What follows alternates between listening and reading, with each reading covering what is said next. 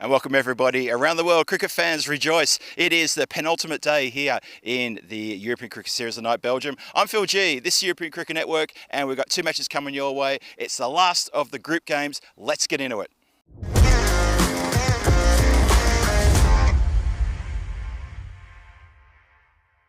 This European cricket event is proudly brought to you by HCL Software, Rado and 1xBet.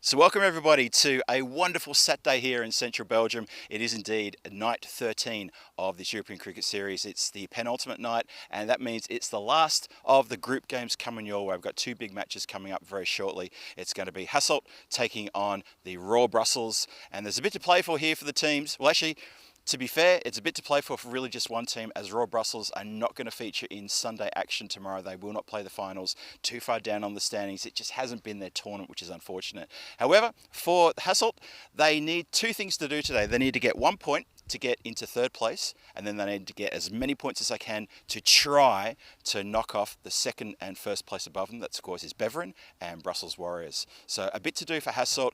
All to do for them, to be perfectly honest. So before we go to the coin toss, I need to give a shout out to a very special friend of the European Cricket Network, and that is Dora. Dora Anand, you have run the marathon today at the Wickets Budapest Half Marathon, 21 kilometres, and it's the first marathon you've run, I think, since the birth of your last child, 12 months ago only, when you gave birth to little Daniel. And yeah, they're so proud of you, the family, because you completed it today, and we're proud of you as well at the European Cricket Network. We want to give you a shout out and say well done. We're super proud of you doing something you love. That's what we do as well. So Dora, congratulations from everybody here at ECN. So with that in mind, let's get across to Dora's husband, Shub, for the coin toss. Shub, take it away. Thanks, Phil. We have Hassel and Royal Brussels. Hassel, it's your call. Tails. Tail is the call. And head it is. Head. We're going to bat first. Royal Brussels, on the toes, and we'll have a bat first. Thank you very much for that, Shub. There you see it. Royal Brussels looking to put a little bit of a stamp on this tournament for themselves here, as they looking to maybe get a win, maybe even get 2 wins over Hassel. Cause maybe an upset if they can, but it's going to be important for them to stride out and try to make the most of this opportunity against Hassel, a team who quite likely will feature in the finals tomorrow. Like I said during the intro there, they're only 1 point away of getting in the finals. Antwerp on the standings just above them, only by 1 point. So that is a fair bit, well, it's not a fair bit of work to do, but hopefully they can pick up the point. And if they don't, well, then they could sit in fourth, but they've got 2 matches to do it. Quick look at match 27 last night, Antwerp and Brussels Warriors. Antwerp powered up to 155 for 10, and Brussels Warriors, they powered up even better, 156 for 6, 8. And what's that? 4 deliveries to spare. Ahmed Kell leading the way there with a 48 from only 14 deliveries. And Abdul Rahmanzai at 47. The openers doing the job there. And they got off to an absolute flyer. And the middle order were able to get them over the line. The second match came, it was match 28. This time Antwerp were not quite up to the mark. They were... well, after 10, you can see there, 89 for 7 after 10. Hamidin Nasir top scored with a 21. Shafiullah Zakel held his own, an 18 not out, but unfortunately it wasn't enough. Brussels Warriors overhauled that with the score of 92 for 2. Only lost 2 wickets, and they got that with 5 whole overs to spare. Gave their run rate a real boost there. Let's have a look at the standings. Hassel there in 4th place, Royal Brussels there in 6th place. This is why this is important for Hassel. They are 1 point short of getting into the top 3. And, well, if they take all 4 points here in both games, they will go straight to the top of the table, and they will be in the finals. So who's going to play in tomorrow's final? Who gets straight into the final? We don't know, but we will know by the end of the evening. So looking forward to that. That's why this game's so important. And of course, Royal Brussels looking to finish on a high. Unfortunately for them, they've only picked up one win along the way. So that's really important for them to feel good about themselves and to restore a little bit of pride in their tournament here. The fantasy dashboard, unchanged team since the last time we saw them, and Supercomputer likes Hassel, 75% chance of picking up the win here according to the supercomputer. The boffins there, the tech guys have crunched the numbers, and that's how they see it. We'll see about that, says Royal Brussels. So you saw there earlier, Royal Brussels, they won the toss and they elected to have a bat first. Not a bad idea. Conditions are lovely out in the middle. It's bright sunshine. It's about 20 degrees. In the centre, it's probably about 22 degrees. Lovely little bit of breeze coming across the ground as well. It's a good looking ground. It's been well cared for by the 12 Stars Cricket Club. This is their home ground, and they've done a fantastic job as we start match 29. Well, how about that? And the bowler didn't even get a chance to give him a shout out. Zakel, he just strolls down to his teammates there, holds his hands out and says, how about that? What did you think of that? And Sai Tipi, who was boosted up the order to open, unfortunately he's just missed that one. Watch this one again. This is a cracking delivery from the left armour. Just straightens and goes straight into the leg stump. Look at that. A little bit of swing, pitched and straight into leg stump, and the aeroplanes are coming out. You see the keeper there. He's already taken off. Oh, Royal Brussels, not the start they would have wanted. If they could have that over again, they would. It's a disappointing start for them. I'm hoping they can dig deep here and be very competitive in these two games. We know that Royal Brussels are a much better side than what they're showing. Only one win. They just had the one win over 12 Stars in match number 11. Unfortunately for them, they've had all losses. As we continue now, second ball of the innings. Oh, did you see the swing on that? Oh boy, that was an absolute ripper. Sherrod Sheikh goes for a first ball, just like his predecessor. 2 in 2 to start match 29. You cannot get better than that if you're the fielding team. Zakel puts himself into the box seat and he's on a hat trick. Blink and you miss it. How quick is this? Look at this. Wow, that in swing completely had him done. That is raw pace, full swinging in, clatters into the stumps, turns it around on a 45-degree angle. Oh, Royal Brussels, you've got a feel for them. Look at this. This is a cracker delivery. That needs to be clipped and posted on social media. That is one of the best deliveries you'll see this week. Easily. That's one of the best ones I've seen. What a great one that is. So, we are already up to looking for a hat-trick here on the 2025 Hat-Trick Hall of Fame. We are looking to see if we can add another one from the night series. We've had one from the night series already, thanks to the skipper of 12 Stars, Ravi Thaplial. Mustafa Mahmoud is facing the left-hander, facing the left armour, trying to keep out the hat-trick here. Zakel is going to be charging in, looking to hit the stumps again. Here we go, hat-trick ball. Can we get into the Hall of Fame? Oh, safely played away there. Denied the hat-trick.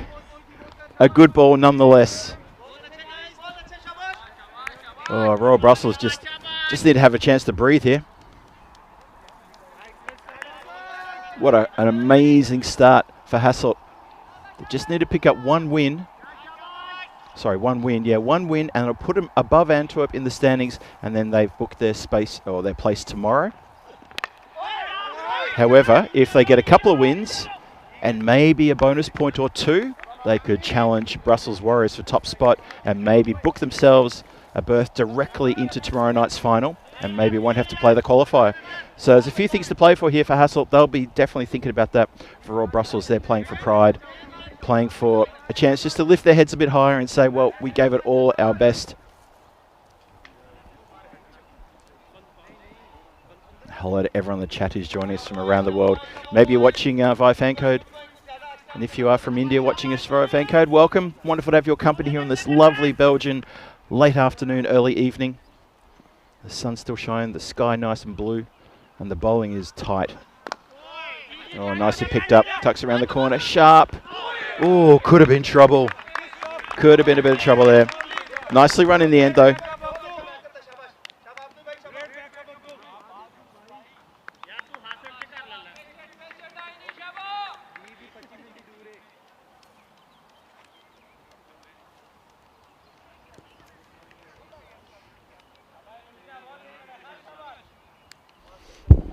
Apologies for the silence. Just had to do a little bit of tent reconstruction here. I don't have any assistants here with me for the start of this match, so it's Phil G going alone. Oh, just past the bowler. That could have easily gone straight to the hands of the bowler. Have a look at this. How close was this one just to being just lodged back? It's not that far away. Wow. Royal Brussels looking really shaky. Like an old wooden hut trying to stand the wind. Let's have a look at the stats. 6,700 runs have been scored so far in the 28 matches leading up to today. The Maximos well outpacing the fours. 608 Maximos. How about that? 400 fours, 300 wickets. The run rate per over is at 13. We've called 130 about pass score here on the ground pretty much the whole 2 weeks. And that is proof in the pudding. And 11 sixes per 10 over. 11.7 to be exact. A lot of sixes scored here. There's lots of boundaries. Been so enjoyable here. Stuck on the pad, big wild appeals. Mahathir Mohammed bowling again with a bit of pace. The right arm coming around the wicket to left-hander. I think that ball's doing a bit too much.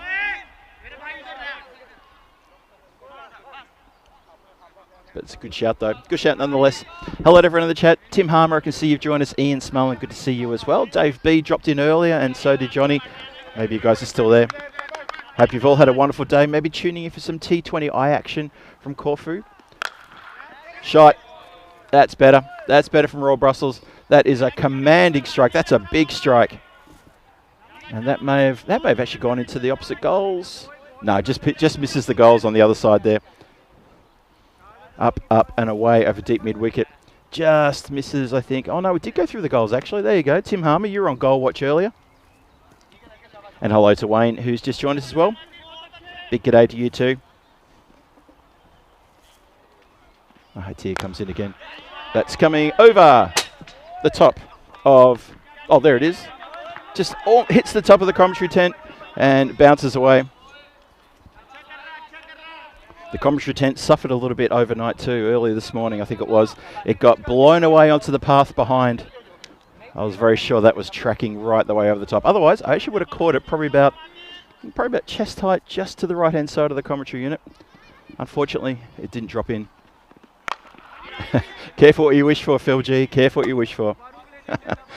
Just remember at Royal Brussels, they won the toss, elected to bat first. And after the first 2 deliveries in that previous over, you'd sort of think they haven't done as well as they would have liked to. Paul Kempen joining us as well. Hello there, Paul. Hello, Abir Kumar. Good to see you as well in the chat. Good to see everyone in the chat watching us on the ECN YouTube page. Hope you've enjoyed the T20 action coming to you from Corfu and the ECI action. Oh, sorry, the ECS women's action coming from Jersey. That's been absolutely fantastic as well. That's also very good too. Hook gets it around the corner, pulls it nice and down low, gets a feather edge on that, and that's enough to run away. Lovely strike.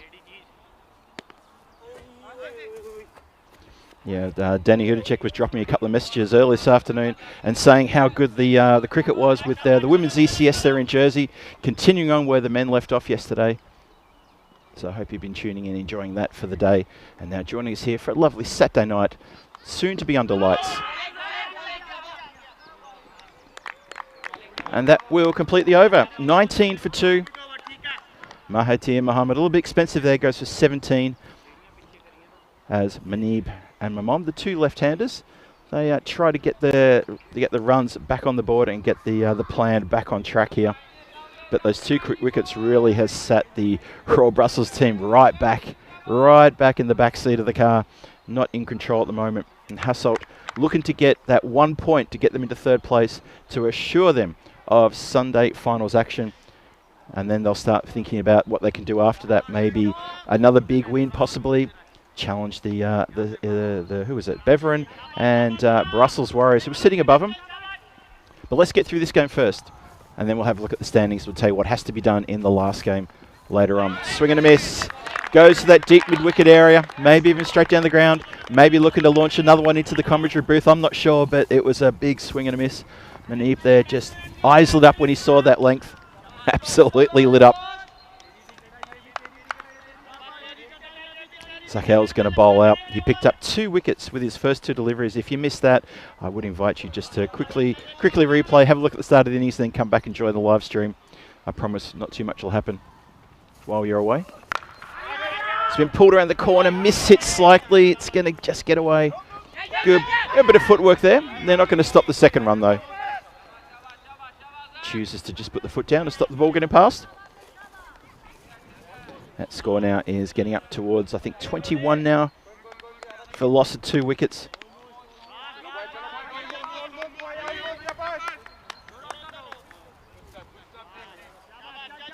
So early days.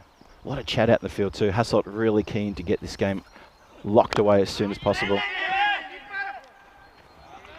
Shouts to keep it. Zaki Shah there patrolling the covers. Doesn't let anything get through. Nicely done.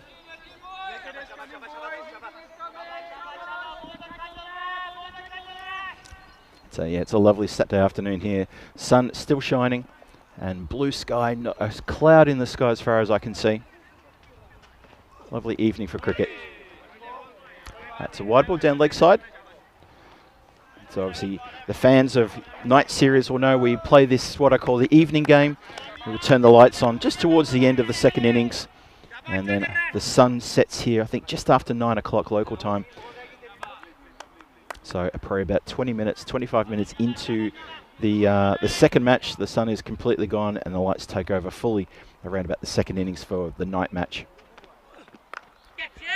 That's gone straight over the top of the keeper, who doesn't move a muscle, doesn't have to, because he was nowhere near that one. It's a real bottom edge on that, but it does run away for 4. Valuable runs here for the Royal Brussels. Look at that down towards the bottom of the bat. Just watching the expression of the keeper as he doesn't even move a muscle. Paramjit Singh, who is, I think has only played a couple of games here in the night series. So Zakel getting a few runs here, going for only 2 for 2 in his first over. Given. Oh, immediately the umpire had no hesitation giving that one out. Angles that one in, the left armer to the left-hander. Have a look at this one again on the replay. How quick does the umpire agree with that was going to cannon into the stumps? Let's have a look. Oh, it's straightened. Yes. Umpire has no choice at all except to say, yes, you are indeed gone. That's a terrific delivery. Watch it straight. It swings. It swings in the air and it was going to cannon into middle and maybe collect a little bit of off. That's a good decision and a great delivery. That's 3 so good deliveries from this bowler, Zakel. And 3 good wickets. So that is trouble. Royal Brussels, well, they were in trouble after the second wicket fell, even after the first wicket fell, and they're in even more trouble now. And that is the captain, Manib, who has to go, given leg before.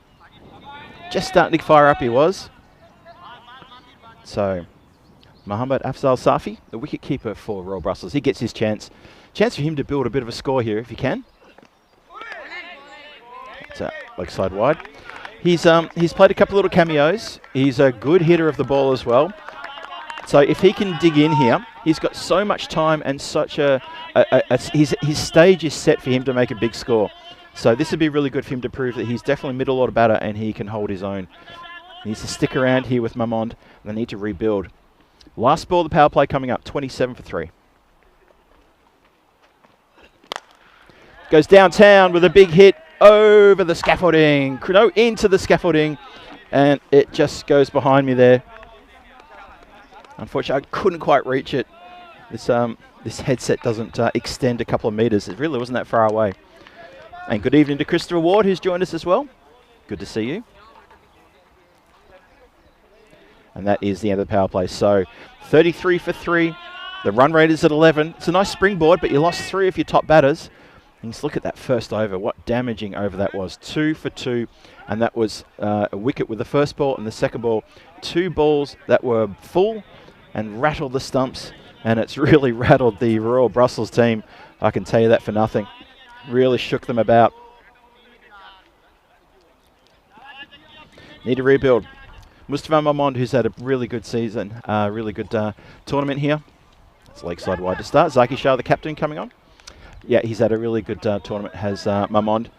suffered a bit of an injury a couple of nights ago and couldn't take the field in the second innings. I think he edged the ball right down onto his unprotected left foot. But he's looking pretty good now. Shouts a catch as he's edged that one slightly uppishly. And that runs away for 4. Afzal Safi, well, he's someone who needs to stand up here. He's played, like I said before, he's played a cameo. He's played a couple of good innings.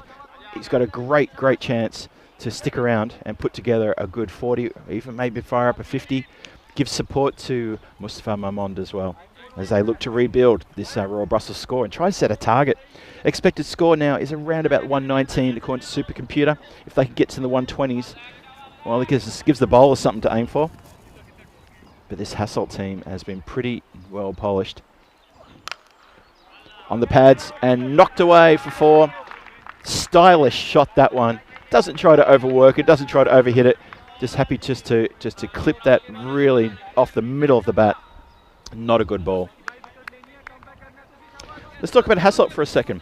They started with matches 1 and 2, so they were the first team we got to have a look at way back 13 days ago, or actually 12 days ago, sorry. And they had a loss and a win on that night.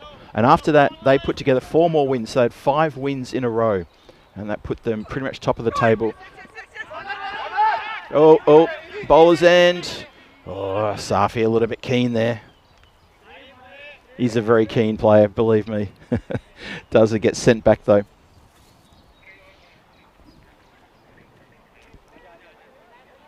Now, having a look here, the umpire's just having a little chat with the batter. I think he's done himself a mischief here. Has that come off? It's either come off the forearm. I think it has come off the forearm or the wrist. They're having a bit of a look towards the elbow area. Just watch where this comes off. Ooh, yeah, ouch. That is going to tingle for quite a while. So he's getting a bit of attention from the umpires. They'll know what to do. Yeah, Hassel. Let's talk about Hassel. So they started with a loss. Then they got a win that same night. That was the first Monday that we were here when the ECS started. They had the next 4 games go in their favour with 4 wins in a row. So they had 5 wins on the trot after that first loss. So after 6 games, they were 5-1. And then they came up against a very determined and focused Beveren team a few nights ago, and they went down twice, lost twice against Beveren, and that really hurt them. That was not too long ago, actually. Just check through my notes when that was. But yeah, Beveren have been a bit of a thorn in everybody's side. They've done very well. Wednesday, day 10 matches, 22 and 23 when Hassel were last here. So they've been off for a few days. Now they're back. Got a chance here to finish their group games against the Royal Brussels team, who unfortunately only 1 win, as I mentioned before, just that 1 win. As we continue now after that little injury stop. That has been launched big time, and where's that gone? I think that's gone way over the top, back onto the bike path possibly. That has gone such a long way back, that's not funny. Hello to Osmatron who joins us as well in the chat, good to see you there as well. That has really flown away far.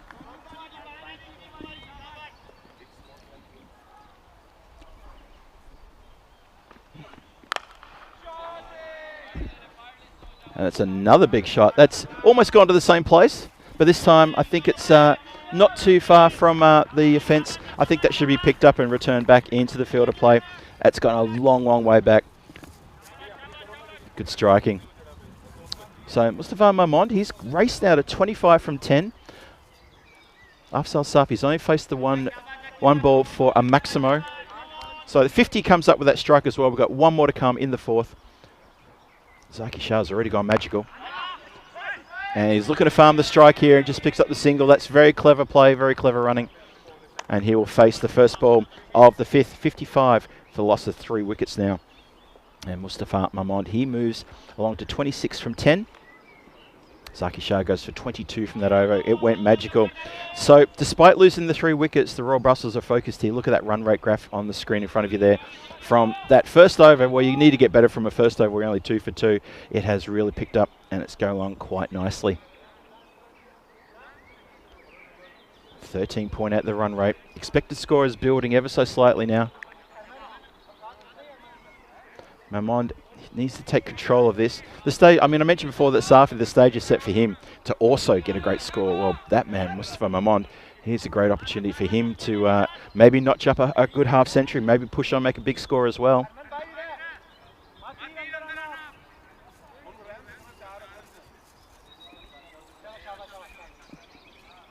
Hope everyone's fine and well in the chat. I'm maybe watching from IndieVi fan code. Hope you haven't had a great Saturday. Hope you're having a great weekend too. Remember, we've got a couple more games coming up tomorrow night, and of course that is qualifier and the final of this night series. The top 3 placed teams will go through to tomorrow's action. So second and third will face off in a qualifier, and then they will meet the team that finishes top of the standings in the final. That'll be tomorrow night here at this ground. Shot down the ground, slightly mishit, one bounce, and fielded pretty easily. 56 for 3. So far, a good over from Wakas Raja. The expected score is around about 130. The run rate just below 13 now, but Mamond is starting to really get into it now. This is a chance now for Afzal Safi to try to find the boundaries, try to get the runs himself. Look, he hasn't had a big tournament so far, so a great chance here. Maybe for him to pick up a really good cameo. But just get the field placings. They're not quite happy with the field placings. Wakas Raja here, he's comes charging in now. Oh, it was full. It was trying to go for the Yorker, a slow Yorker. Oh, they're going for 2 on the arm. Not taken by the keeper. So close. Could have been curtains. Could have been trouble. Not trouble. Poor boy. Have a look at this. It was a nice shot clipped off the pads here. Good work there. And the throw, unfortunately, too hot for the keeper, staring into the sun. Well backed up, though. If he'd kept, if the keeper had taken it, he's even put his hand up to say, yep, the sun. If he had taken it, there would have been trouble. I'm not sure Safi would have got back there. And one thing about Safi, Mohammed Afzal Safi, he has run himself out already once, only a couple of nights ago. Tries to sneak a few extra runs here and there. Just goes down towards long on. I think it's just the one there.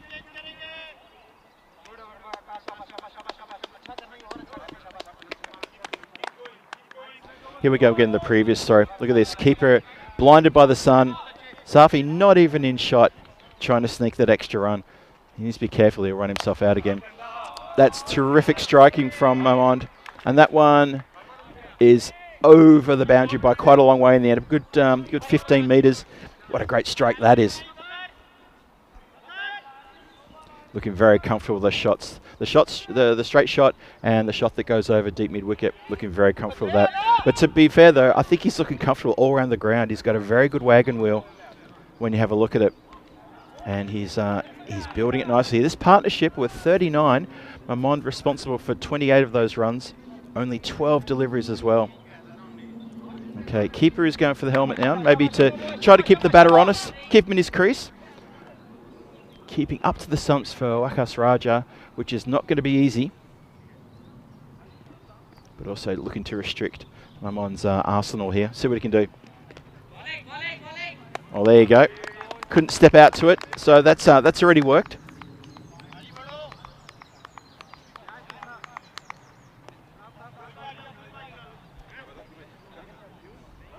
And that is going to be the end of the 5th. 65 after 3.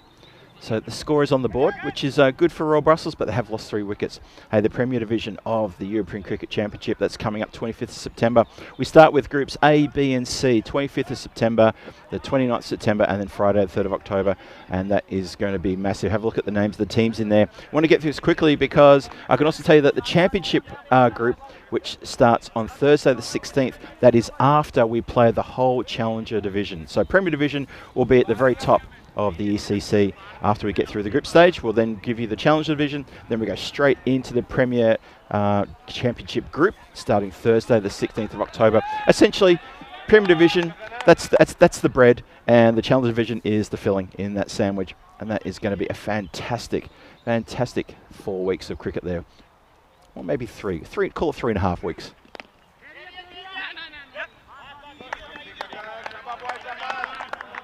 Hey, don't go for a run on that one. Just that little miss hit there. Gagan Man comes on to bowl. He's a very handy bowler for Hassel. Also very handy bat as well. Hasn't blown us away with a big score or taken a bag of wickets, but very handy and economical. See what he can do here. Dave again jumping and saying hello. I shouted out hello to you. I think maybe you must have been away. Good to see you, Dave, as always. Dave B celebrated his birthday the other day, and this is going to be almost tapped back into touch. Fair effort, though. Omid Rahimi on the boundary line there, desperate to try to smack that back into the field of play. Just can't get the swipe on it. This partnership now up to 45 from only 15. So between the two of them, they're striking at 300. And Hassel will be looking to break this as soon as they can. And that is a wide. So Royal Brussels fighting back here, showing a bit of tenacity and digging in. And Afzal Safi and Mustafa Mamond, their job's not done. They need to try to carry this as far as they can. And at the moment, they're hitting the ball beautifully at all parts of the ground. That is out of here. My goodness, that is a capital G-O-R-N-E. Gone. As it goes straight into the hands of Shri Butt. Looking at the edge of his bat is Safi. And he's thinking, I thought I had that one. It's gone all right, as in you are out. Shri Butt, expressionless, motionless as he takes the catch and hands the ball back. And he says, let's go, who's next? So the partnership is indeed broken, and this is a big turning point for the game because the runs were scoring pretty heavily here. It was great. When you're striking at 300, two batters, 45 from 15 on the 16th ball, it's broken. Looking to accelerate again with that strike, unfortunately not to happen. So Gagan Man does get the breakthrough. Safi unfortunately gets another cameo, 15 from 6. Needs to put on a big score next time he gets the opportunity. Chowdhury gets a chance. If I remember correctly, Chowdhury played a couple of games a couple of nights ago, I think last week on Wednesday against Beverin, and he didn't trouble the scorers at any time. Let's see if he can add to that. Maybe try and pick up one or two.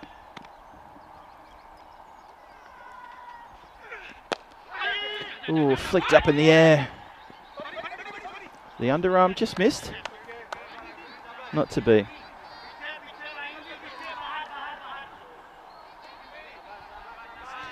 Thomas Martinez, hello to you. You're saying, just try to ignore Phil G. To no avail, one must say. Well, people are free to ignore me while I'm commentating. Of course they are. Just put on some music and turn the volume down and just enjoy the vision. Whatever works for you, as long as you're tuning into the European Cricket Network, we don't mind.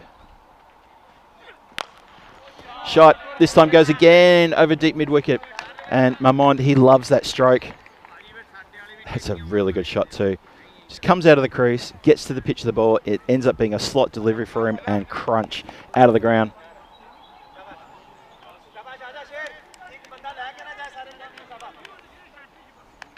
Have a look at the batting card here. So have a look at the top there. Sai TP gets a first baller from Zarkil. Shiraz Sheikh gets a first baller, next ball. So they were 2 wickets down with no run on the board at all. And then things got a bit steady with there when Manib also, when he opened the batting, he got a chance to get on strike with Mamond. And between the two of them, the two left-handers, they steadied the ship. And Manib, unfortunately, he lost his wicket. And it's been pretty tough going until that really good partnership between Safi and Mamond put on 45 runs in 16 deliveries. And now the score is up to 79 for 4. The run rate's still at 13. If they can maintain that and they get around the 130, that's a pass score. So Royal Brussels, they're fighting back here after losing early wickets. And it's good to see. For them, they don't get to play in Sunday finals. They're out of contention. No matter the result here, they're out of the contention of playing tomorrow in the finals. On the other hand, Hassel, they are currently sitting 4th. Antwerp only 1 point above them. So if Hassel pick up either a bonus point or a win in this match, and they should go on to equal points. And I think they've got a better net run rate than Antwerp, if I remember correctly. So because of that, they will knock Antwerp out of contention to play in the finals, and they will play in the finals. If Hassel kick on and get all 4 points from both games tonight, they'll go top of the table. That's up in the air, and that is over the fence Still a good catch, but on the wrong side of the fence.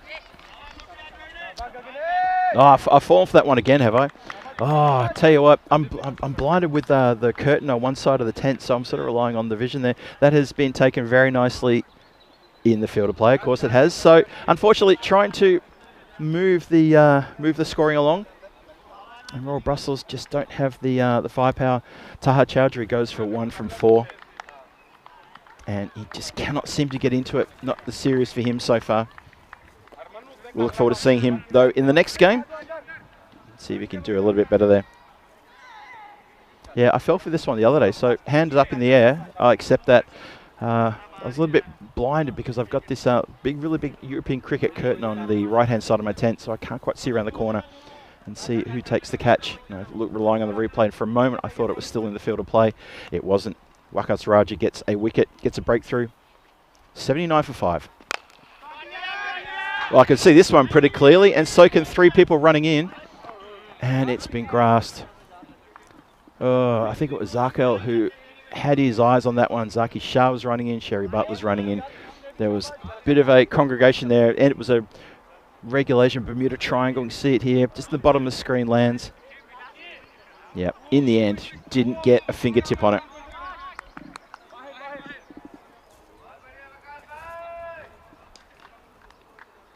Oh, I see. Thank you, Thomas Martinez, about the ECN calendar list and why this series is on. I'll explain that in just a moment for you.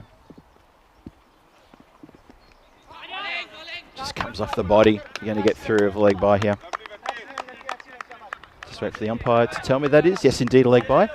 Score goes to 81 for 5. So the reason why this doesn't appear and the night series do not appear on the calendar list when we show our where we're going and where we've been, that big list, that calendar that we show on that big graphic, is because the night series do not appear there. That is purely ECS, purely the ECS series, the European Cricket Series that we play.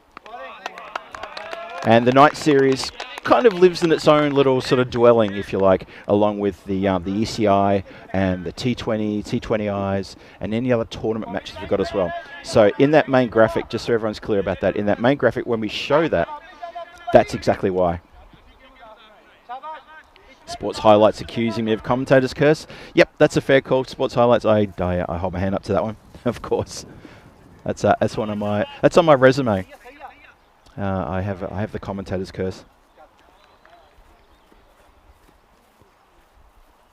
That's all right. The more times I do this, the better, or the lower my curses will be.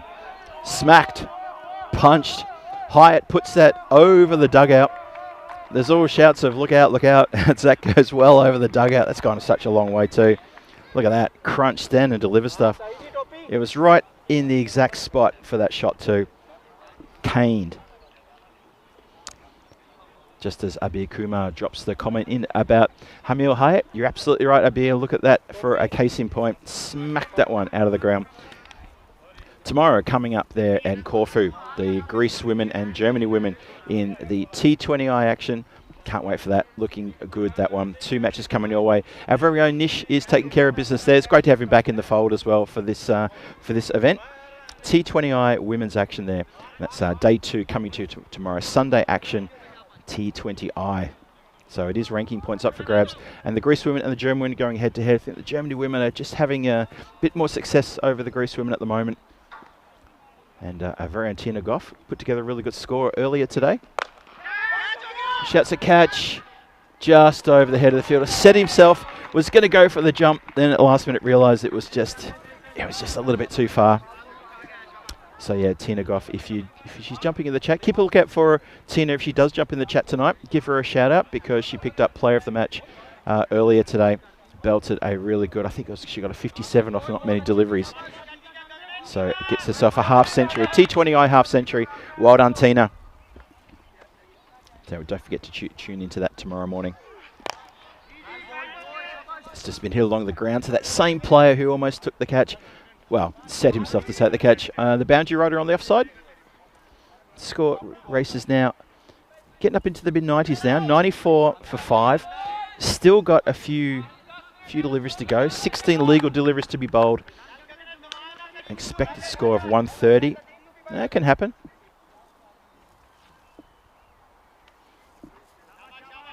I'm going to say Royal Brussels could account for themselves here. Into the covers, just the one. Yeah, unfortunately, Royal Brussels, they haven't had a great season. I've got to stop saying season. They haven't had a great tournament.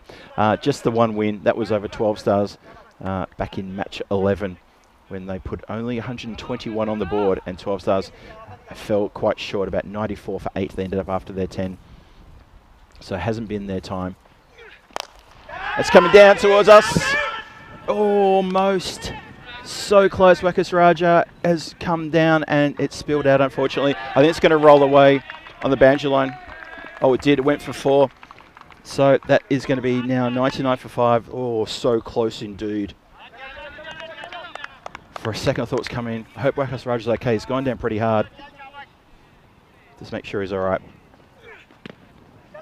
Just cannons into the pads. So searching to bring up the 100 here. Such a good effort there from Rakas Raja, right in front of me. As this one cannons into the pads and cannot get that one away. It was there for the hitting. He's played so many of those shots away behind backward square leg today. Shouts to catch it and taken. I should shout out that Mamond with that previous boundary also brought up his 50 off 21, but that is 50 and out of 22 deliveries. A great innings from him. Needed him to stay to the end, did Royal Brussels. Needed him to dig in and try to bat right through the 10. He's going to get a pat on his back for his effort with a well-deserved 50 there, Mamond. So well done to him to picking up a half century, but that is his time at the crease done. 99 for 6 is the score. Still 2 overs to come. Still plenty of time to boost that score. He's going to walk off to a bit of an applause from the Royal Brussels dugout there. Quite rightly deserved to. Hit it hard. That was a good catch. Really good take. Looking into the sun. Came in low. But a good innings comes to an end. Came in at the time when it was really tough. Royal Brussels had lost a number of wickets. Not many runs on the board. He stood up. And a good catch in the outfield. Need to give a shout out to that man, Zakel, for hanging on to that one, staring into the sun and the deep cover boundary. Zaki Shah back on. He went for 22 of his first over. He'll be looking to bowl a nice tight one. Adnan Razak comes in. He's at the non-striker's end. But just seem to be just slightly stuck there on 99. Desperate to bring up the triple digits. They might bring it up now. Let's see.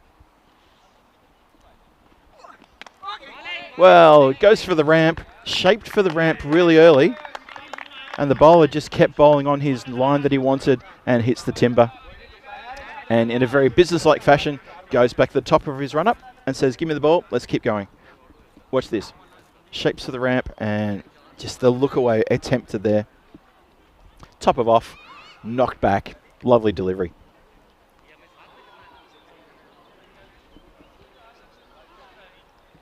So shout out to everyone in the chat. Thank you for joining us here this evening. Saturday evening here. Beautiful conditions for cricket wherever you're on the world. I hope you've had a great Saturday and you're having a lovely weekend as well. You know, a few people in the chat tuning in from the other side of the world where it's already Sunday morning. Hope you're going to have a great Sunday as well. Great way to start it, tuning into the European Cricket Network and watching the action from Belgium.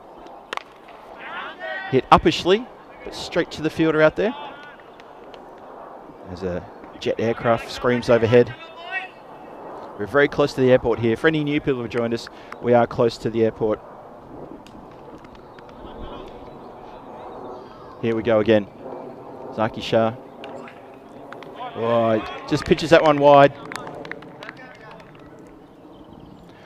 Ghulam Mustafa joins us. Hello there, Ghulam. I'm glad you joined us. Getting towards the end now. The 100 up, by the way. 101 for 7. Still 1.5 overs to come, halfway through the 9th. Swings hard. And that is going to make the boundary. So that's a welcome boundary. The expected score with those last few wickets has now come down to, well, not even 120 now. So they're going to need to power pretty hard over these next few deliveries.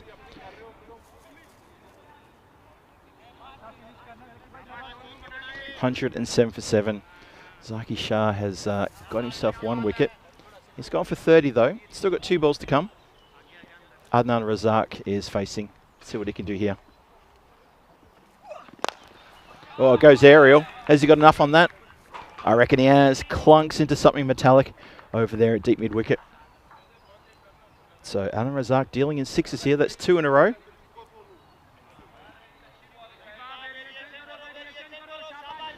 Rehan Khan with the question of the night. I'll let the mods handle that one. 113 for 7 as the umpire checks the shape of the ball. Make sure it doesn't look like there's a big dent in it. Last ball of the ninth coming in. Gets a dot ball past the swinging blade. Good delivery, good follow-up that one from being hit for 2 Maximos. Zaki Shah, skipper, he finishes with 1 for 36 from his 2 overs. And 1 more to be bowled.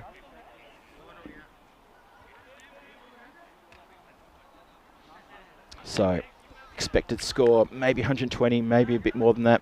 We shall see. Is it going to be enough? Or do you think Hassel will come in with a view of chasing that down quickly to try and get a 4-pointer? The reason I'm sort of asking about the 4-pointer question is because Hassel are 7 points behind Brussels Warriors in the standings, 7 points behind. And Brussels Warriors sitting on top. They're 7 points astray. Their net run rate is inferior to Brussels Warriors as well. It's been swung around the corner. It's a miss hit though. Oop. Rahimi left it behind. He's gone back and got it though. He's okay. Doesn't give up a run. So the situation in the standings is this, that Brussels Warriors sitting on top of the table and they have got 1 foot in tomorrow's final.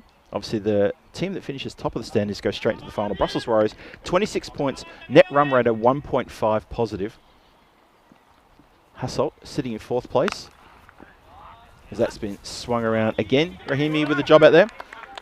Hassel sitting in 4th place on 19 points with a net run rate of positive 1.1. So inferior net run rate, and also 7 points behind. If they get 4 points in this game and they get 4 points in the next game, they go straight to the top and they get into the final for tomorrow night. So that's what they're playing for. If they just get 1 win here, or even 1 point here, then they will knock Antwerp out and they'll take their space in the tomorrow's qualifier. Oh, good backup though. Oh, let's have a look at this one. The bat's been dropped. Jerry Butt did some good backing up there to make sure it was in there. Umpire has a think about it and says, all right, let's go to the video replay. Let's have a look at the throw coming in. There's the ball. Slides the... Oh, as the bat plugged. I think the bat's plugged on the wrong side of the line. Am I seeing that correctly? I think so. The stumps are broken.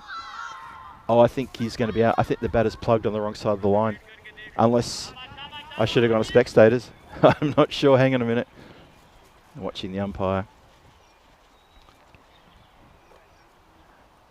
I'm going to watch the umpire because that looks to me, that bat may be on the wrong side of the line as it plugs. Nice tight one here. Thank you, 2 circles, for the vision here. Yep, he's on the wrong side of the line and the foot is not down. I think that's going to be given. Watching the central umpire. I'm pretty sure that's going to be given.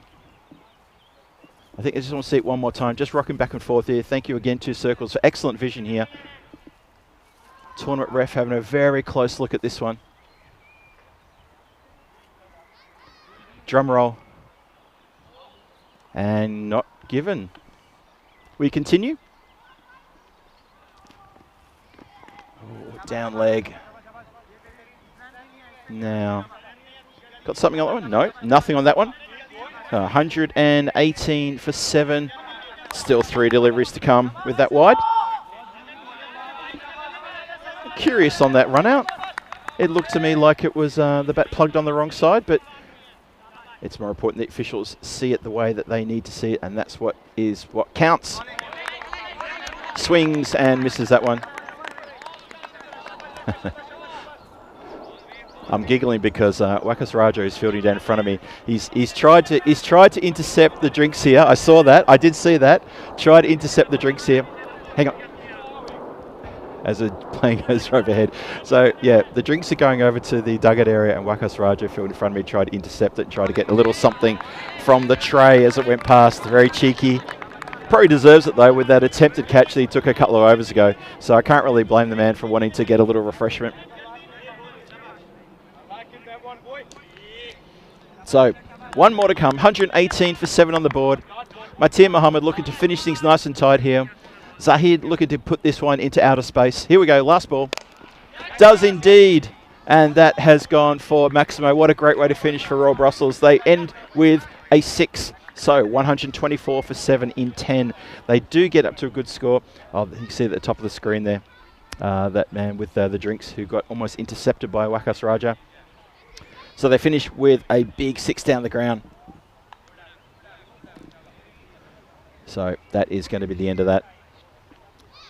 Enough runs, what do you think? Hassel, they got a bit of a run chase on. It's a tricky odd run chase. Something around 120 is a tricky odd run chase as the players leave the arena and we roll the highlight reel. Here's your highlights. Watch this first delivery from Zakir. Watch this one. Bang, good night. Sai Tipi, he doesn't even get a chance to do anything. And the wicketkeeper does the aeroplane celebration. And the bowler looking for a high five from anyone who is interested. And then the next delivery, even better the next delivery. And Sherard Sheikh, who, let's face it, he is a monster with the bat. And he's done. That was a terrific 2 deliveries. The swing perfectly executed. Such a good piece of deliveries, that one. Really, really good. Thomas Martinez saying good piece of early umpiring, Phil. Well, unfortunately, well, not unfortunately, it was given not out, that run out. I know you guys talk about the run out, but yeah, I thought it looked out. I'll have a chat to tournament ref and say, well, what were you looking at? What did you see? It doesn't matter because it's not out in the book, and if the umpires say it, then there's no more discussion. Mamond was in the wars again. He took one on the just below the elbow, I think it was. If it had been on the elbow, I'm sure he probably would have left us. So it was Safi and Mamond who really reconstructed things. Also Manib as well before he went out. Safi flying into shot there. It's kind of comical the way he flies into a shot like that. He's always looking for a cheeky little run there. And he hit a couple of big hits. Unfortunately, that big hit didn't go out of the ground. Sherry, but about a metre in the line, takes it, hands it back and says, let's keep going. Mamond, on the other hand, he helped himself to a very good half century. 50 off 22 deliveries. And that really helped the Royal Brussels get to a score that was really, really needed. Desperate to get a good score on the board, they were. So they end up with, in the end, a good score around, what was it, 124 for 7. And that is, that's not bad. So Hassel have got a tricky little run chase coming up. And they'll be out there in a few minutes' time to get into it. So, just tell you now that the top scorer, Mustafa Maman, 50 from 22. Mohammed Manib, 20 from 10. 3 wickets to Zarko, including those 2 at the top there. And 2 wickets for Gagan Mann. So, when the Hassel team are going to come back out in a few minutes' time, it's going to be 125 runs required for them to chase this one down. Can they do it? We'll find out soon enough. I'll let you guys in the chat keep talking about that run-out opportunity. I'll try and find out what happened there, because I thought it was given out.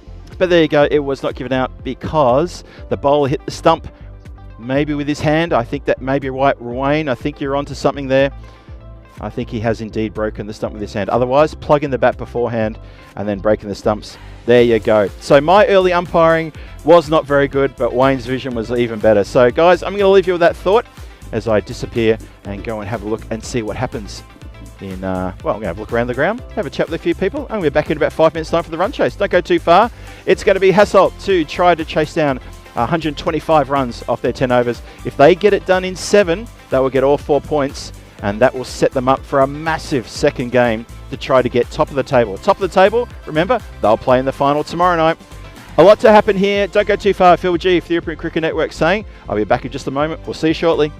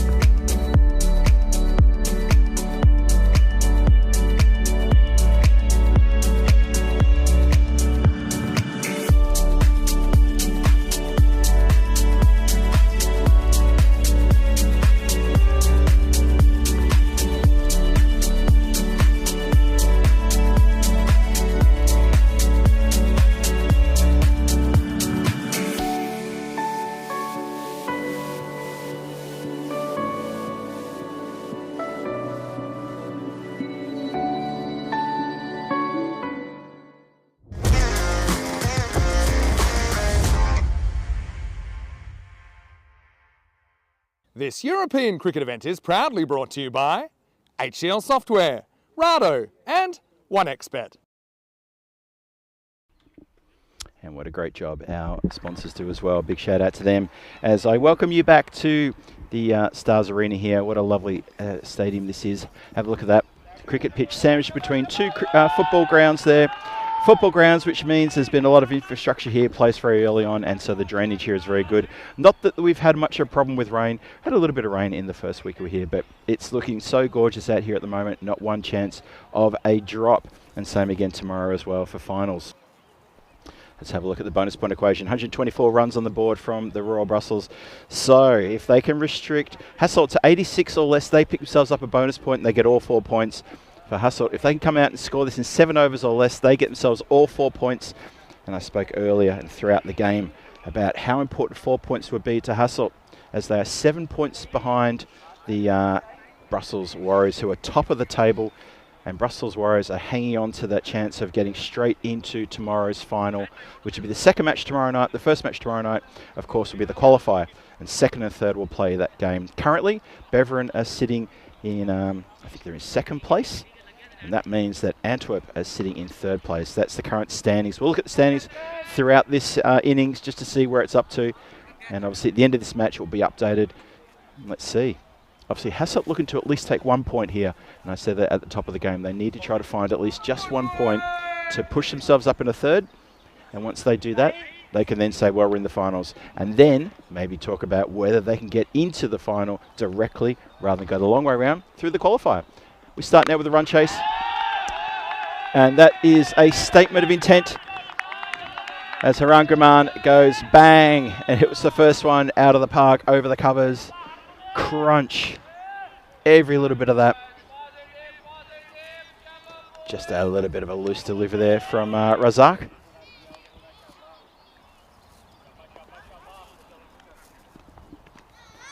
Abe Kumo asking about where we've had this, or why this tournament is scheduled here. I can answer that very quickly for you in just a moment, as it's a wide delivery through. It's because we have lights here. That's the main reason.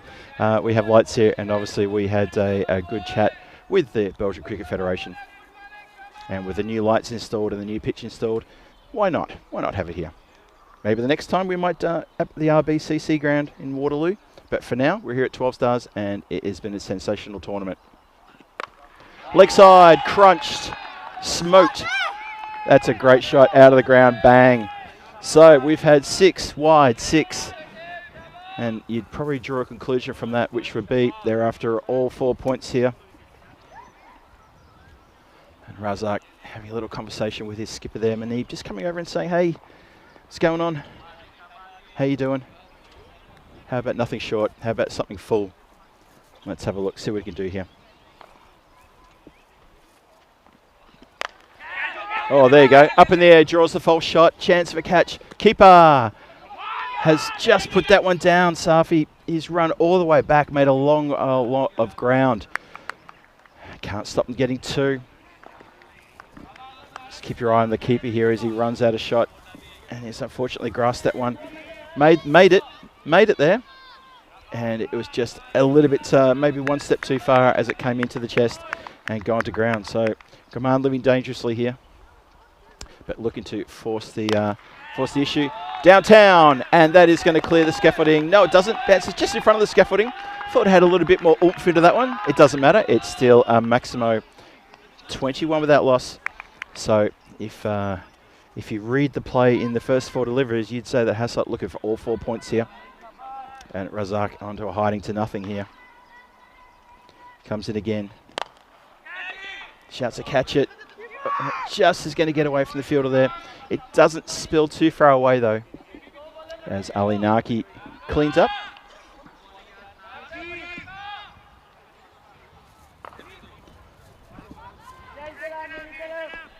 So Gaman gets off strike there. He's 21 from 5 deliveries.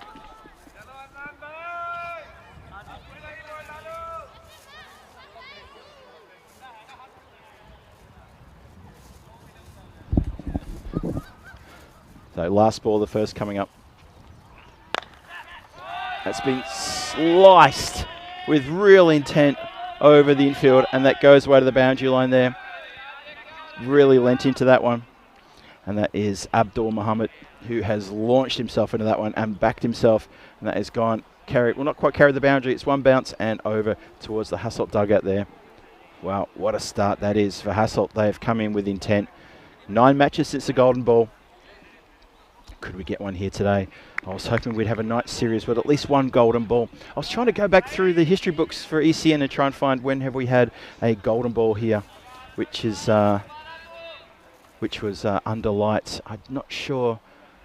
I was unsuccessful finding it. I was going to drop Vinny a message, but I know he's busy in Jersey today, so I don't want to sort of sidetrack him with any trivia. But if any trivia buffs out there for ECN can let me know, has there ever been a Golden Ball in a night series?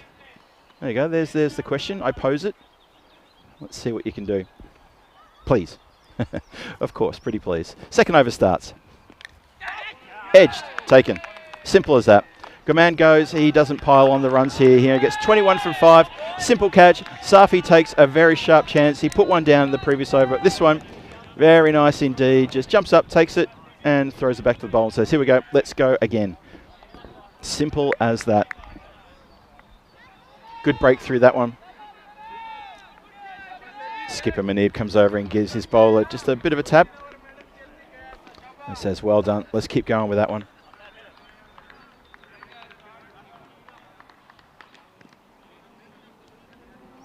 Zahid has been a very handy bowler for Royal Brussels.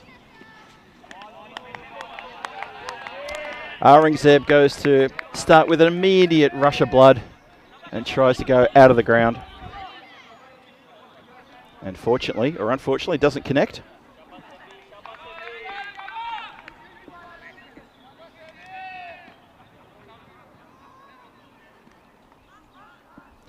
Zahid turning it off his mark, coming in again. Need to check how many wickets he's got. I get a feeling he's been picking up wickets pretty regularly. Just feels like he's someone that every time you see Royal Brussels play, he's always got a wicket next to his name. At least one.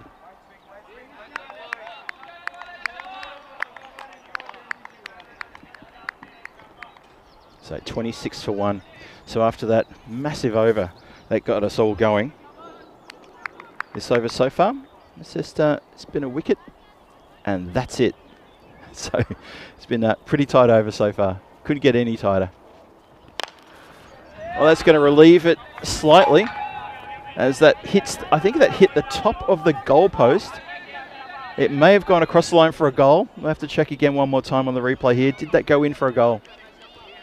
Watch this, it comes in, and oh no, it's hit the post behind. I think it went over the top of the goal, hit the protection behind, and came back through. So that doesn't count. Thomas Martinez with a good answer there about why we're here at this ground. That's exactly right, Thomas. Thank you for that. Well, that's a statement. The Hassel dugout watches that sails overhead. A few of the players there unmoved from their seats as that whistles straight overhead.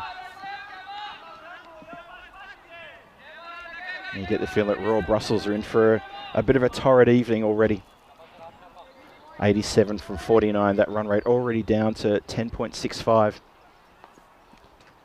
You see the target, 125 there at the bottom of your screen. Oh, that has been absolutely smoked. That's going to be danger to anyone on the bike path. It's just landed the bushes over there. Unfortunately, I can't retrieve it. I don't have any ball retrievers anywhere near me. So unfortunately, I can't get that one. There we go. Right on cue. Rana comes over. Yep. And I'm just trying to point him to exactly where it's landed.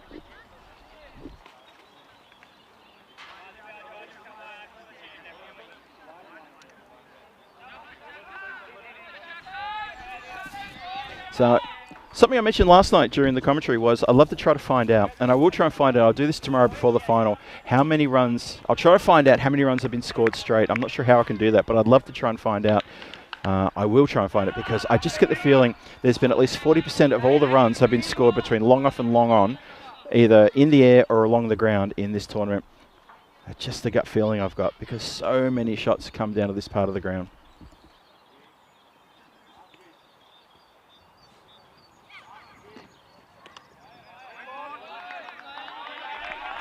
And we start the third over with a wide.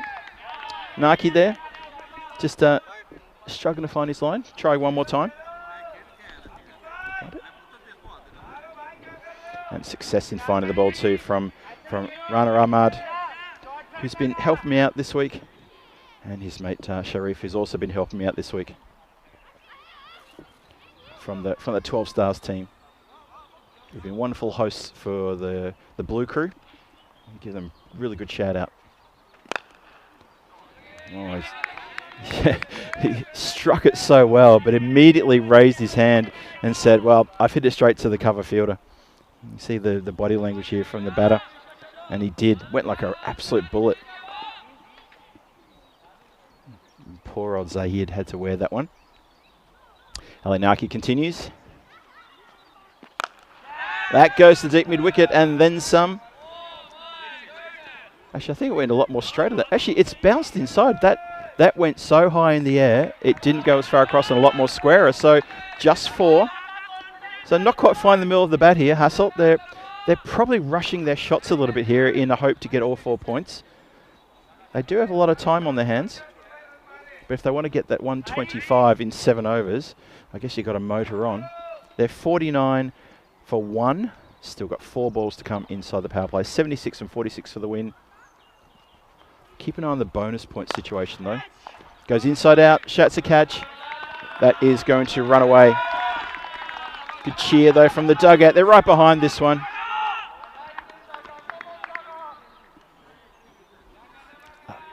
Abdul Muhammad really leaning into that one. So 72 required. If they want to chase this down in 7 overs, they've got 4 overs and 3 deliveries to do it.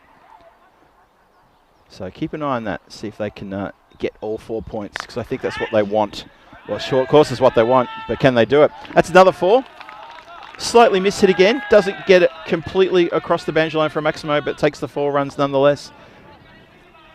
And they do seem to be in a bit of a rush. Maybe they've got a booking in the village at the local restaurant for a quick meal before they come back for the second game. That's always possible.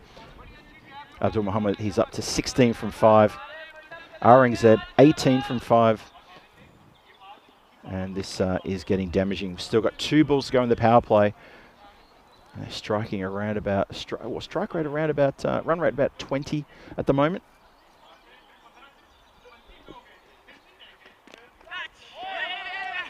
Just tucks it around the corner, but fine leg is up inside the circle, and it goes straight to him. Can't stop the single though. That's a good field placement there. I think it's, is that Shiraz Sheikh, I think, who's there?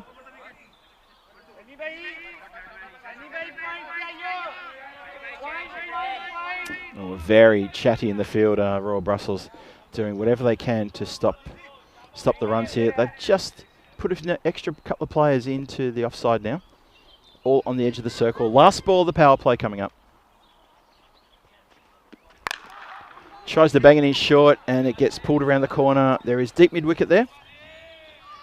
Gets the ball back. That is Zahid, who's patrolling that boundary.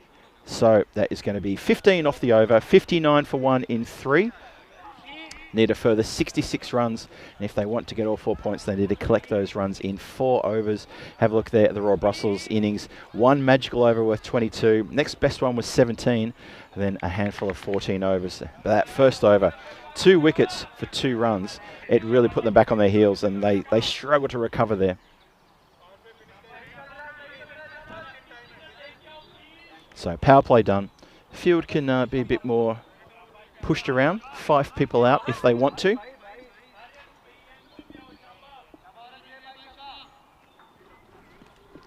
It's going to be Zahid to bowl himself out here. And that is edged and caught. That's the second caught behind there. Just looking to push things along was Aurangzeb. And that's the second catch also for wicketkeeper Safi. Takes a very good one high, but no trouble at all. So that short ball causing a few issues. That's brought 2 wickets in from the short ball.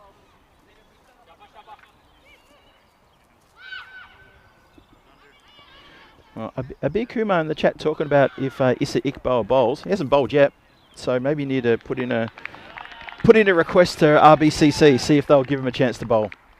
because they may miss the opportunity because these runs are going to be looking to be pulled up pretty quickly here. Sherry Butt comes to the crease. I'm going to move all my delicate computer gear to the side just so I can get out there and protect it if I have to. He hasn't sent one down towards the comms area. I think he's very respectful of my gear. I'm only kidding. I think he wants to hit it. Well, actually, to be fair, he's some of the clean hits he's made this week have gone so far with the boundary line, it's not funny. At the same time, though, he hasn't made a big score, so he could be due here tonight to make a really big contribution, or maybe saving it for the finals tomorrow. Either way, 60 for 2 on the board. Zahid continues towards mid-wicket. One bounce, and through mid-wicket, it's going to just hit the rope. I thought it may be enough to slow it down, and unfortunately, Hyatt, who waves to the audience and says, I'm really sorry about that. Look at this. It took most of the pace off it, but bump, there it is. Hits the rope.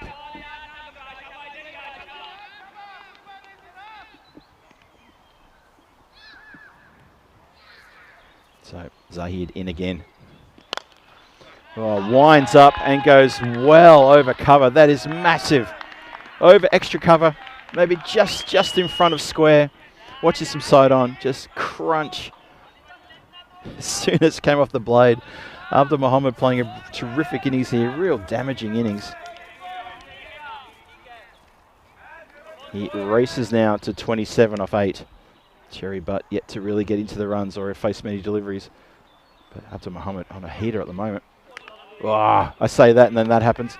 Oh, now try to break the stumps here, has Safi. He's going for a bit of a cheeky run out. I think the batter was home though. Just check one more time. Have a look. Well, his back foot is there and then he takes a step back inside the crease, so it was always going to be home. I'll have a look again. And, well, no, that's interesting because from the front on, it looked like his back foot was already down. But it actually wasn't. It was down there. Shouts to catch it. Oh, fielder took a moment to come in. Oh, that's probably going to really hurt. I think it's hit the fingertips. And then he can go through for a second. A little bit slack in the field there, side TP. Took a while to come off the boundary line. Lost it in the sun, then caught it again in the sun, and then didn't catch it. You see there, he's one step shorter where he wants to be. And just a little bit sort of slow to recover. And that has gotten away from him for a couple. And I think that's the end of the over.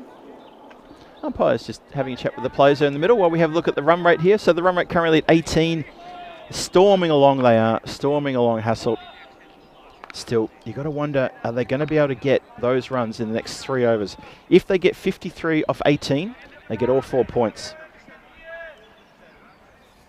And if they get 53 off anything more than 18, they'll have to just settle for 3 points. And remember, they need 7 points from tonight's games to get above the Brussels Warriors on the standings. And believe me, 6 points puts them next to Brussels Warriors, but they have an inferior net run rate. That's up in the air. Does anyone want that one? No, it's landed safely. Fielder's right back on the boundary line as that didn't get anywhere closer. Ali Naki just strolls in and fields that one. And so Sherry Butt, just a bit of a miss hit there.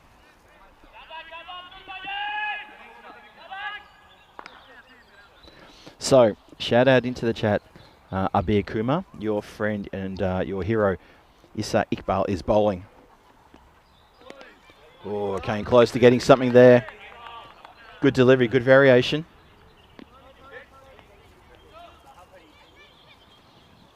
So here's a chance. Been hearing about him in the chat from Abir Kumar, so now we get a chance to have a look at Issa and see how he does here.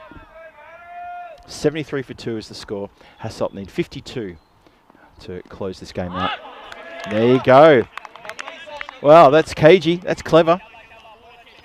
And Abdul Muhammad, a little bit frustrated there. You can just see his body language. He's gesturing. He's asking. He's saying, "What am I doing wrong?" And there's only one person to look at, and you need a mirror to see that person, Abdul.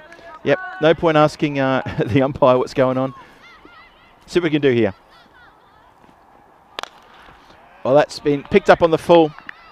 So he has unfortunately strayed there. It's a full delivery. 1 bounce, 4 runs.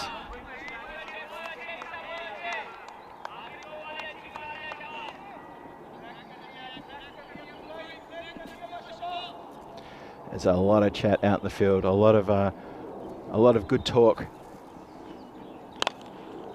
That's been smoked. Square drive. What a lovely shot that was from Maximo. So Abdul Mohammed, after a couple of dot balls at the start of the over, he's really picking things up now with a lovely strike there. That square drive, bang, over the top and up the hill there. As a very large plane goes overhead. 83 for 2. Last ball, the 5th coming up. This over has gone for 11. But it hasn't been a bad over. There's 2 dot balls at start were excellent. Oh, gets a lucky edge there. They're going to scamper through for 1. And it's well backed up. So they will just take the 1 there. So Abdul Mohammed will retain the strike going into the next over. And that missed by a fair bit in the end though. So that is halfway through the innings, 5 overs bowled. And we get a chance to just grab a breath for a second. Thanks so much to 1xBet. A chance to talk about the analysis of the game at the moment. So 84 for 2 at this point in time. Only 41 runs needed. But if they want to get all 4 points, Hassel need to have a couple of magical overs. And that will get them all 4 points. There's still a lot of work to do. For Royal Brussels, they've been struggling right from the get-go. Didn't have enough runs on the board. And the attitude of the Hassel batters at the very start of the innings really spoke volumes about their intent here. And that is all 4 points. Clean this up before the end of the 7th. We resume now. 6 over starts. Good short ball. Alinaki was a very good short delivery there. Umpire just says to him, that is your short ball. By the way, don't run in front of me. Have a look at that. Umpire quite rightly just saying, I need you to go to the right after you'd made that delivery. Don't go left. No left turn. In again. Goes out to the long on. And that is gone a long way back. That's on the bike path. That is way over the back. A long way back. Had a couple of balls just drop maybe about sort of 10 metres over the line just in the undergrowth here. That one. Didn't even hear where it landed. Taha Chowdhury and I just watching that one sail over the boundary line. Both of us just saying that's on the bike path. Cyclists, beware. Oh, has to stretch and really lean for that one. Misses that one. Valuable dot ball there. This really has to stretch for that one.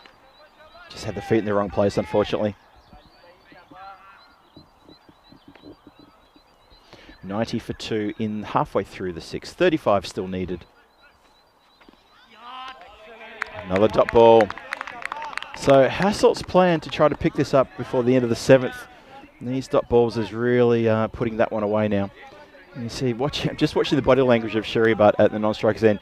He's pacing. He's like a big cat at the zoo who paces back and forth just waiting for his opportunity. 90 for 2 the score. Still got 2 balls to come in this over and then the whole 7th over after this. But 35 needed from 8 deliveries to try to get all 4 points. That's tough. Well, that's going to go leg side. That's going to help. Have to re-bowl that one again. Abdul Mohammed also, note, 46 from 19. He chewed a few dot balls in the last couple of overs, but now he's on the verge of picking up a very good half century here.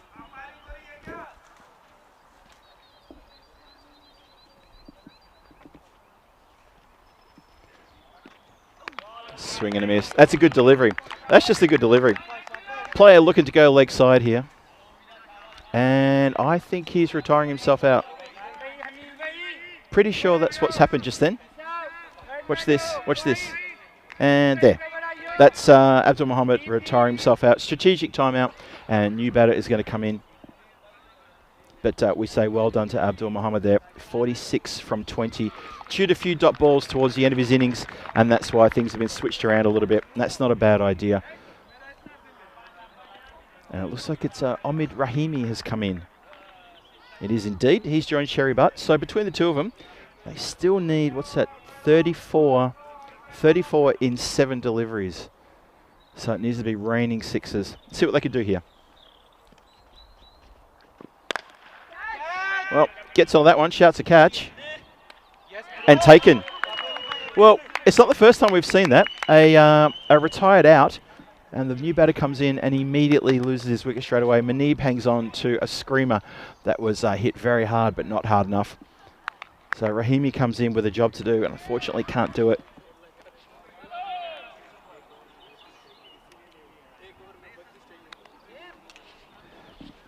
There you go, and he's a little bit filthy himself there. And it looks to me like they're going to lose the chance of picking up the 4 points here. They might have to just settle for 3 points. That's all there is to it.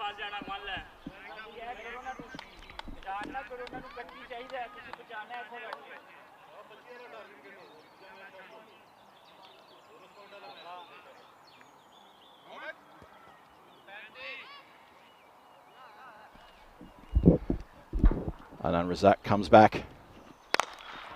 It's hit down the ground. Oh, just that pitched, and you know what? I saw the deviation that took when it hit the ground, and Taha Chowdhury and I both watched that ball fly past our eyes. No fault on the fielder there. That went like an absolute rocket. So, Sherry, but he's got 6 from 3. There is that youngster there. He needs to move. There's just a youngster on the ground just behind where that ball went, and that young man needs to get out of the field of play because they're on a bit of a task here. Need to be careful. 30 needed from 23. 30 needed from 5 to get the bonus point.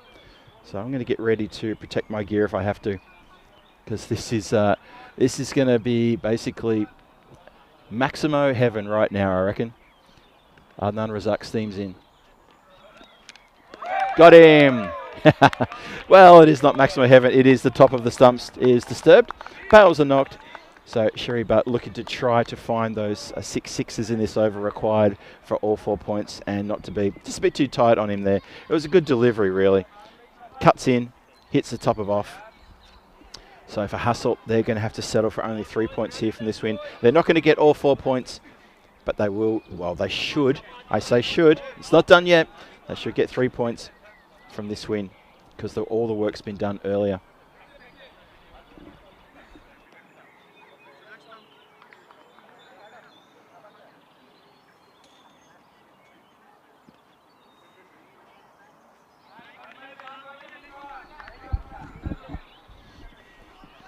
You bet it is. Wakas Raja plays that just off the pads, just tucks it around the corner, backward a square.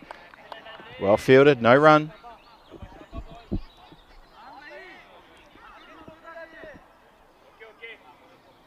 .95 for 5 is the score. Last bat, of course, was Sherry Butt, who you saw just get bowled there for 6 May, 4 deliveries faced. Couldn't really get going. Oh, gets the bottom edge, just going to get away from the keeper. Won't go to the boundary, it'll be chased. And just one run.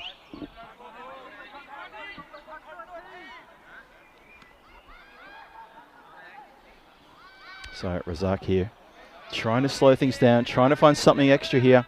Struggling though. Hassel need 29 from 20 to pick up the win. It's going to go down towards deep mid-wicket. Just misses the dive attempt there from Taj Chowdhury.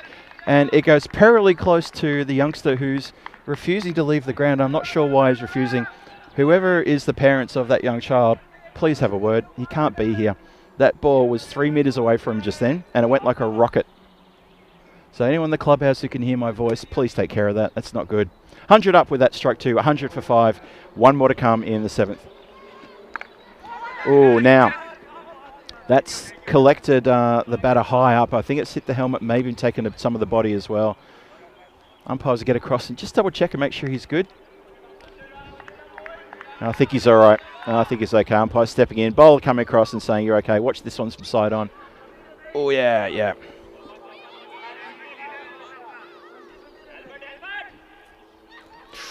Oof. Ouch. In any language, that's ouch. Paramjit Singh just wearing one high up there.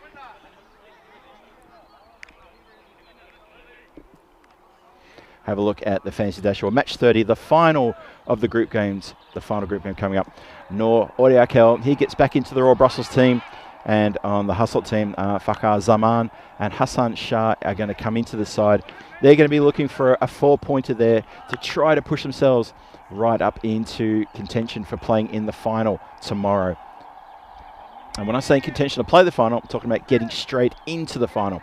Get to the top of the standings by the end of the day, and Hassel will play the final tomorrow. No need to play in the qualifier at the moment. In the qualifier, we know that Beveren are going to play the qualifier. We just don't know yet who their opponent's going to be. It could be either Hassel or it's going to be the Brussels Warriors. We'll know at the end of match 30. Manib comes into bowl. Cut nicely. And across the boundary line. Starts with a 4. 21 from 17 required for Hassel. As I flick a small little green spider from my jacket. It's an expensive jacket there, sir. I'll ask you not to climb on that. Yeah, no 4-pointer, unfortunately. Dave B in the chat just letting us all know it's exactly right. No 4-pointer here for Hassel. Manib trying his hardest. He's been trying his hardest as the skipper. Deep mid-wicket stops that one, so just the one.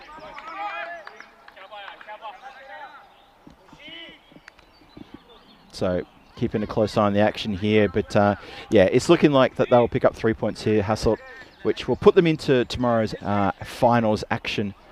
And at the moment, they'll, well, when they finish at the conclusion of this game, looks like they'll be playing in the qualifier against Beveren, unless they can pull a 4-pointer out of the last match. Up in the air, it's going to bounce just in front of Chowdhury here, who charges in off the boundary line.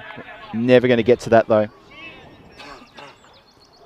So not too many runs needed now. Still plenty of deliveries. He's gone for 6 from his half and over, has Manib. Bowling pretty well. Until that. There you go. People talk about commentator's curse. I'm all over that. That is a smoked shot from Wakas Raja over the dugout and into a land far, far away.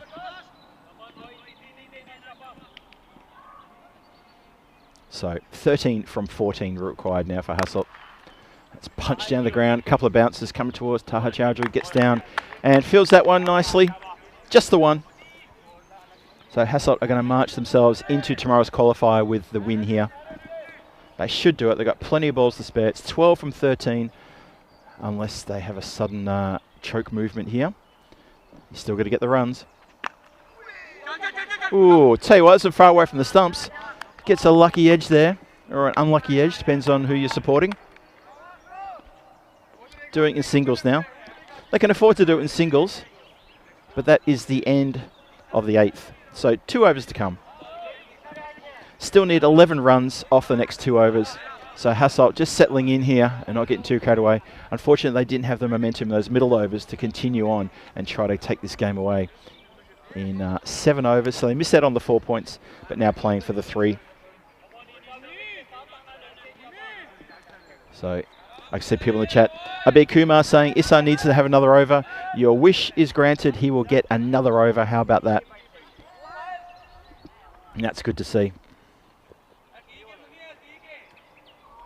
So, bowling the 9th is Issa Iqbal. Let's see if he can mix things up a little bit for his team. Which strays onto the pads. Again, they've picked out the fielder nicely, just doing it by singles at the moment. Here's the thing. If Royal Brussels can take this into the 10th, anything goes. Absolutely anything goes. So look for something quite urgent here from Wakas Raja. There you go. He gives a little dance down, but it's picked out the fielder as well, so just the one. But I think throughout this over, I just get the feeling Hassel are going to say suddenly, why are we waiting to the 10th over to win this game? We should win this in the 9th. Surely want to win it in the 9th. Good over there from Iqbal. Slashes at that one. It's going to beat the fielder. Square drive. Sheraz Sheikh can only escort that one across the boundary line. Watch it go past him like a bullet. I think it's punched very square of the wicket, that one. Nice strike, 4 runs. So that pushes things a lot closer now. 5 from 9 now. You see Iqbal just going a little bit too wide there.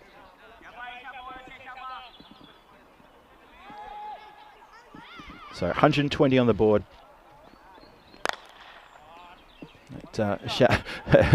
You could hear the batter through the effects mic saying, "Ah," as he realises he's picked out the fielder yet again. Manib fields that one. 4 from 8. Can they finish in this over, or will take it to the 10th? I always feel if you take the game to the 10th, anything goes. So to Royal Bustle's credit, they really have put together a bit of a good defence here. Unfortunately, they didn't have enough runs on the board. Gets through the covers. Just the 1 run, though. Oh, no, they're going to get through for buzzers unless he hits. Oh, close. Oh, so close. Safi crouched, hands on his head. Had a red-hot chance there to cause the upset.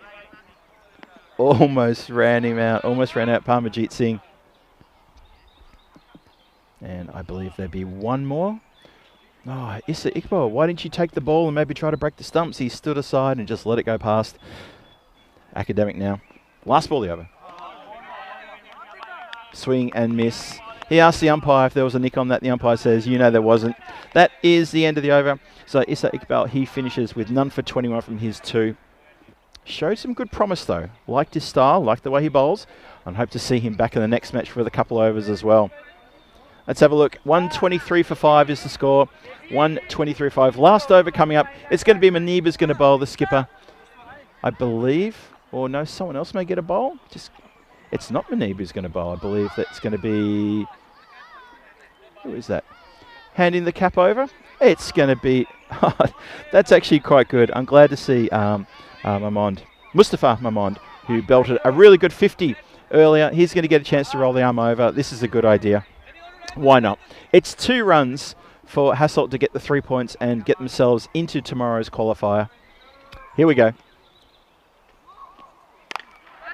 And there it is there, the shot that goes over the infield. 4 runs across the cover boundary. Hassel have knocked Antwerp out of the qualifier and they step into 3rd place on the standings. Well played for them. And well done to Royal Brussels for taking this game all the way into the 10th and pushing Hassel all the way, denying them the chance of getting all 4 points as well. But they get the 3, and that will get them into tomorrow's qualifier. So at the moment, the way things are looking, with 1 more game to play, it's going to be Beveren take on Hassel in the qualifier, and it's going to be the Brussels.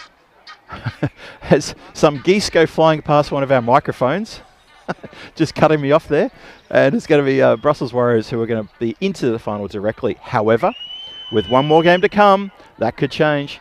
This game here, match 30 coming your way soon. Royal Brussels with 1 change. Noor Oreakel coming into the side. Hassel, Fakar Zaman coming in, and Hassan Shah coming into the side as well. If Hassel get 4 points in that game, they will play the final tomorrow. It's all to play in match number 30, and that's coming your way in approximately, let me see, 20, so call it 27 minutes time. So let's have a look at the highlight reel here and see what on earth happened here. It was pretty much come out all guns blazing for the Hassel team. You could see in the first couple of deliveries, 4 and a 6, and Guman was getting into things really quickly. The first over was huge. Caught behind though, Safi took a couple of catches, but you can see the intent from Hassel was, come in, let's get 4 points, let's get ourselves closer and closer to get into that final position. And unfortunately for them, or fortunately for them, it's going to still be 3 points for the win. You can see here that it was that man, Abdul Muhammad, who really got onto a heater nice and early on, really got things going, and that was awesome stuff. Unfortunately, he retired himself out. Ahmed Rahimi came in and he was caught first ball. So the attempt to maybe retire himself out and get a big hitter in to try to get all 4 points with a big 7th over was unsuccessful. Sherry Butt there loses his stumps. Issa Iqbal, he bowled pretty well. A couple of good glimmers of good action there. Unfortunately, there's the last ball of the game. Mamon came on to bowl and it was hit through the covers, over extra cover, bounces 4 runs, and that was the game. Hassel get all 3 points here today. So that is going to be how the game finishes. Match 29 goes the way of Hassel over Royal Brussels. They get the runs on the board with 5 balls to spare.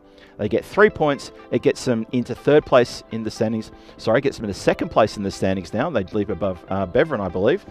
and that is good for them. So Hassel have booked their actions for tomorrow. No, they're still in third place, just below Beveren. They got a chance to leapfrog them with the next game. Have a look at the scoreboard there. Abdul Muhammad there, 46 from 20 before he retired himself out. A couple of 16 not out there towards the end, really saw them home. Only 3 extras, 3 wides only, so good bowling from Royal Brussels. 127 for 5 deliveries spare. The bowling figures will tell a story as well. Wickets shared between Adnan Razak, Zahid and Ali Naki though. But they were a little bit expensive, except Ali Naki, 1 for 22, only at 11. And Issa Iqbal, he had a good economy, but unfortunately no wickets for him. And that is how match 29 is going to finish up. So we look ahead to match 30. It's starting here in approximately, I'd say 25 minutes time. I'll be back here in about 20 minutes time to introduce you to that game. This is Phil G for the European Cricket Network saying, don't go too far, but grab yourself a little snack or some dinner, or maybe some breakfast if you're in that part of the world. Rob Thompson, I'm talking to you. And also Wayne as well. Guys, I'll see you back here in 20 minutes for match 30. Stick around. This should be a fun night. Under lights, match 30 coming your way.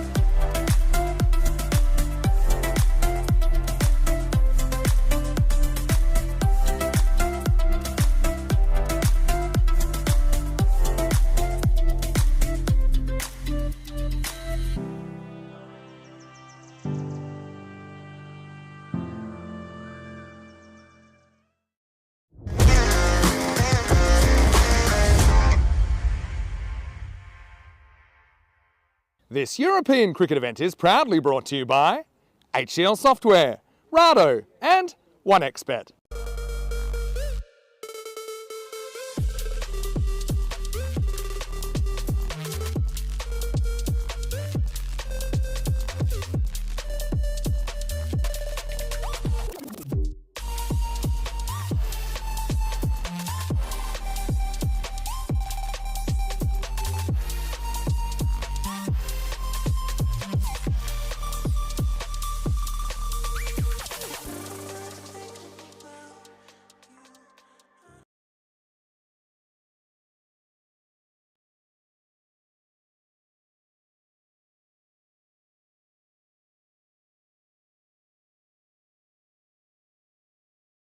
Welcome back to the Stars Arena here, and it is going to be match 30 coming your way very shortly as the Royal Brussels going to go against Hassel one more time. And I'm just trying to remember what I said during my match intro, which got lost somewhere.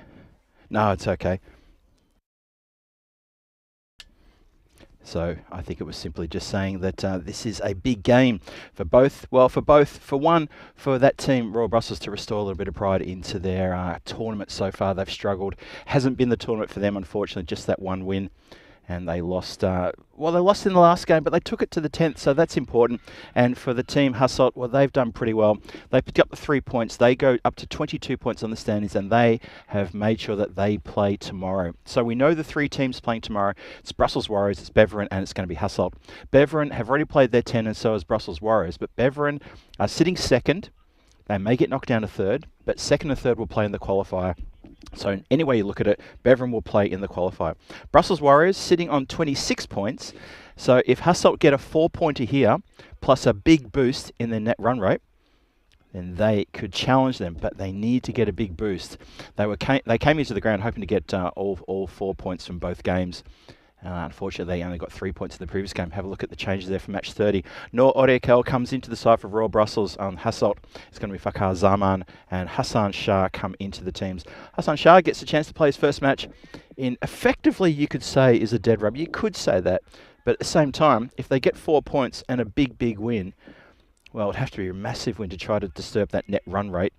They've currently got 1.1 net run rate, and Brussels Warriors got 1.55, and the supercomputer loves Hassel here. 68% chance to win is suggesting, and 32% chance for Royal Brussels. So there we have it. So we're almost good to go. Just getting ready now. Royal Brussels won the toss. We did have the toss video, but unfortunately it didn't make it. That's okay. The geese are coming across the ground as the first ball's been bowled. Oh, the geese are living dangerously here. Kazako bowls, and it's a wide to start with. It's a far cry from his first 2-ball wicket that he managed to pick up in the previous game.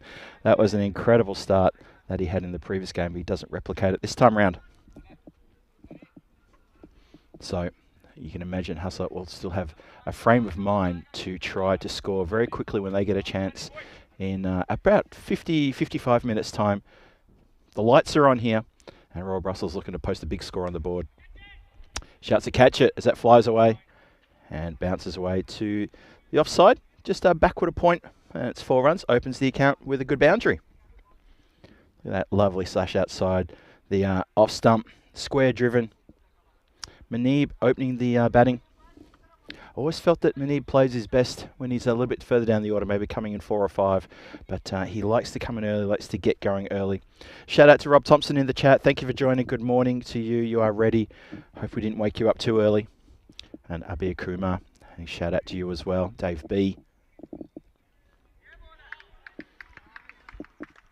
Good delivery, that one. So after that wide and then a 4. Looks like Zarko has just calmed down now, and he's got one just going past the blade and also just going past the off stump.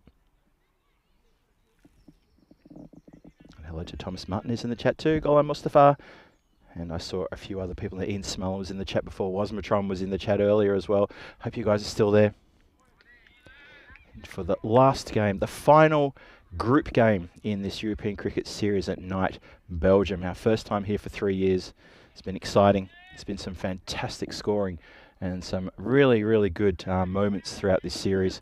Unfortunately, we haven't been able to post too many in social media. I think maybe the Jersey series has taken precedence over that, which is a real shame because we've seen some fantastic moments here.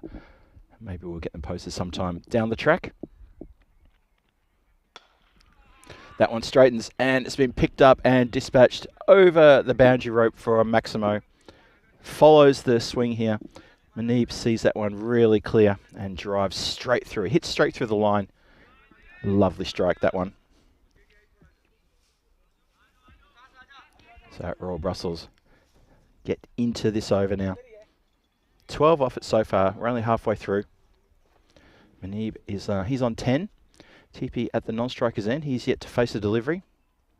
He'll be looking to rectify things for this evening's work. Well, that one is a real statement. That is crunched. Wow. It lands on top of that little sort of players. It's like a little players dugout area for the football. There, right there, just on the right. Sorry, just on the left. And that man in the brown top there got the shock of his life when he realised it landed on top of it. Probably needs to face the play a little bit more because that could have easily just dropped a few more metres and could have been trouble. So that's hit the top.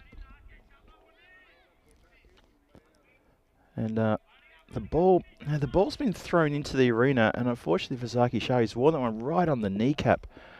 Ow. He's not looking happy at all. Off screen there, you can't see it from there, but I can tell you now, he's hopping around in the covers as that ball got thrown back into play. Ouch. Capital ow. And just fending that one away for a single. Good quick single. Pressure on the player running in. Can't pick it up. I can see off in the distance to the east, the moon is rising. That may be a full moon. We'll probably try and get a little shot of it maybe a little bit later when it gets above the tree line properly. But that's looking pretty good indeed. And just had one of my blue crew walk past and give me the thumbs up, and I returned and said, yes, things are going great. It's in the final match. It's the first over of match 30. And Royal Brussels looking to restore a bit of pride into their tournament with a win here if they can. And they started pretty well. There's protection down the ground there. Sherry Butt, who pretty much all tournament, he has been fielding down there in that position, in the long on area for the right-hander or long off for the left-hander. Still, the over goes magical. 20 off the first over. And have a look here at action tomorrow, coming to you from Corfu. It's match 3 and 4 of the T20I for women. Greece women are hosting Germany.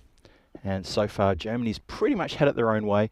The Greece women putting up a fair fight, though. And we've got the wonderful Nish down there taking care of business. Wonderful to have you back in the ECN colours, looking after proceedings there. I never got a chance, unfortunately, to work with Nish.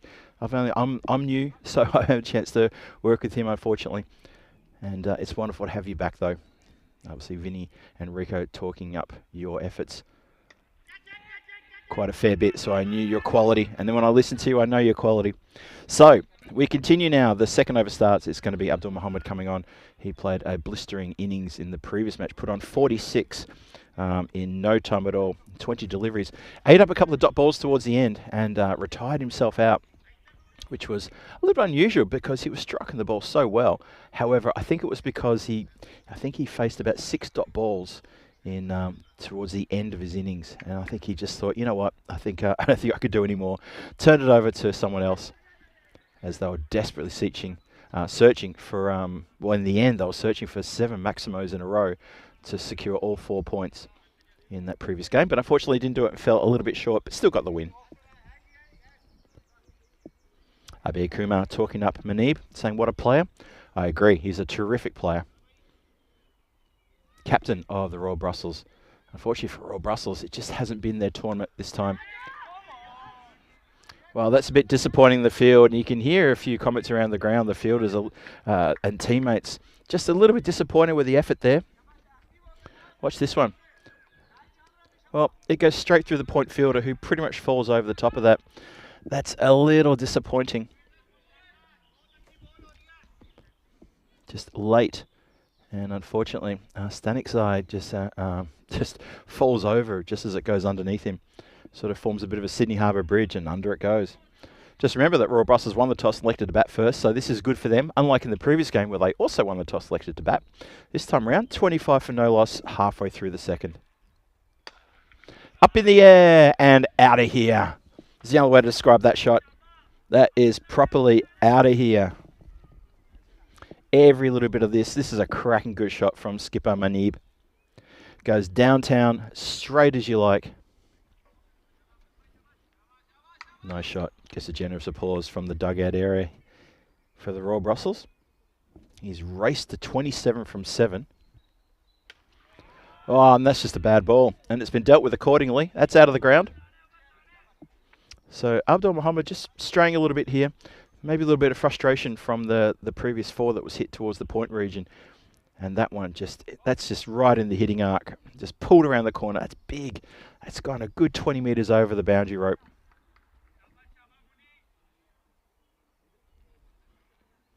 Manib is raced up to 33 from 8. Still got one more to come in this over. Royal Brussels have started very well.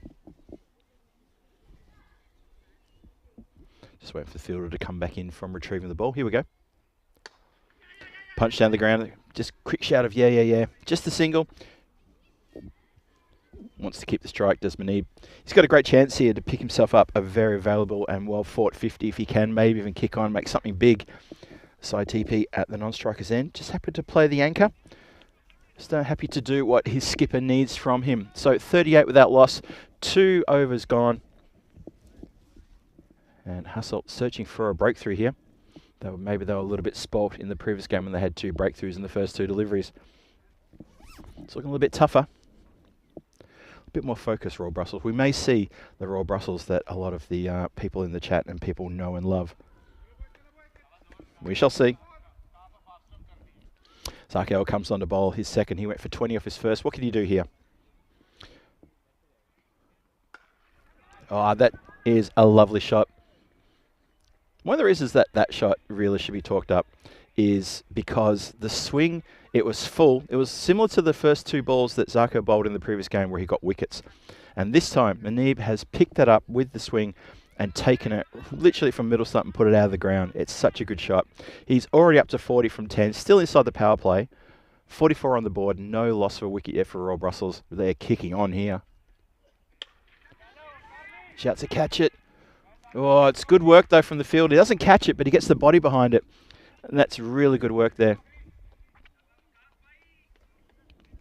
Trying to see who that was. It's Fakhar Zaman out there. Very good work. Into the side. He missed out. He was 12th man in the previous game. So he gets his chance to play in this one.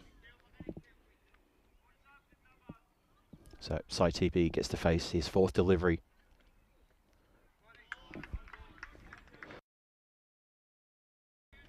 Bit of a move around there. I think Manib's going to get down to him saying, look, maybe just, stand and deliver stuff. That's what Sai TP did a couple of nights ago. He just stood and delivered when they were playing, I think they were playing Bever and they lost 2 on the trot.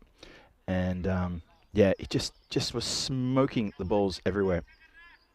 Made a good cameo, 20-something I think, but only faced about 4 or 5 deliveries.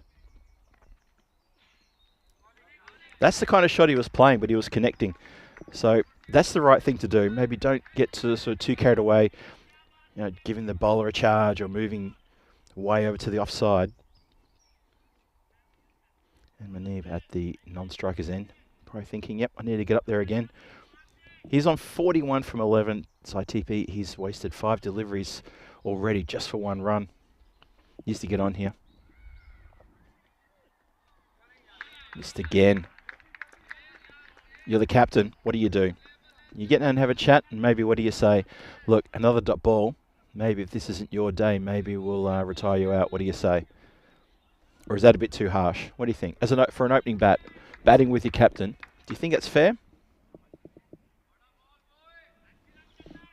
Abir Kumar asking the fastest 50 on ECN. I reckon one of the mods can get that one for you. I reckon it's... oh, red hot chance to take the catch. Almost hangs on to it. Good work, though. Only 7 runs off the over. A really good over. Good return of form there for Zarko. Watch this one. just flies off maybe just the wrist or the top of the thumb. And Sai TP is playing a bit of a howl at the moment. He's just struggling. So Abir Kumar, I'd guess that the fastest 50 is probably 11 deliveries. I may be mistaken. I'll come back to you on that one.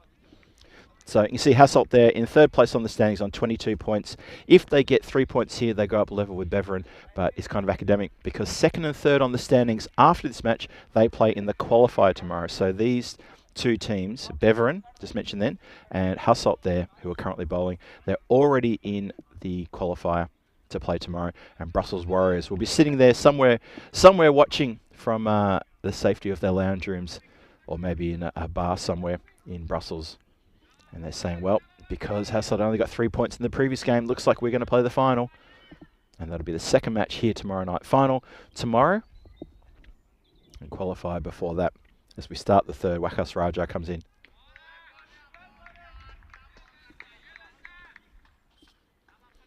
So I'll get clarification on the times of the games tomorrow. I think the original time scheduled for tomorrow was going to be a 5:30 start for the qualifier tomorrow. And I just need to get confirmation on that because I know there was discussion about maybe making it 5 o'clock. I'll try and get that for you. Last thing we want is to have a qualifier and have people get the wrong time. So stick with us. We'll get the right time for you.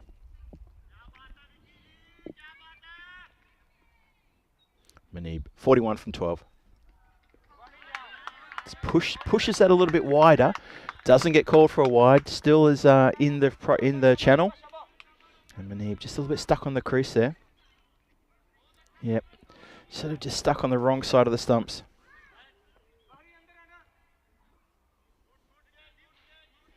There you go. Thomas Martinez jumps in and gives the answer. 50 in 10 balls, and that was not the record. Well, there you go. So I was way off. So it must be 9. I mean, surely you couldn't get a 50 in 8 balls, right? You shouldn't. Surely no one's got it in 8, unless there was maybe like a free hit involved in someone getting a 50. Rob Thompson saying 9 the record. I think, yeah, it must be 9. You know, imagine somewhere in Jersey, Vinny's hairs on the back of his neck are standing up as he's aware that there's a conversation going on, because he would know. He would mutter these sort of stuff in his sleep, I reckon. Shout out to Vinny if he's lurking as well. The guys in Jersey, by the way, doing a fantastic job. ECS women on today, and Danny Hudacek even sent me a couple of messages saying how good the action was, how good the women were playing. So we know it's a good tournament over there. Hope you've been watching that during the day. Vinny and Danny taking care of commentary duties for you with that one.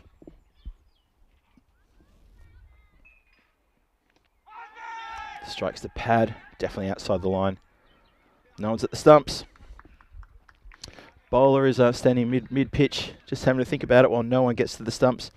So the shy sort of went nowhere, really. What's up?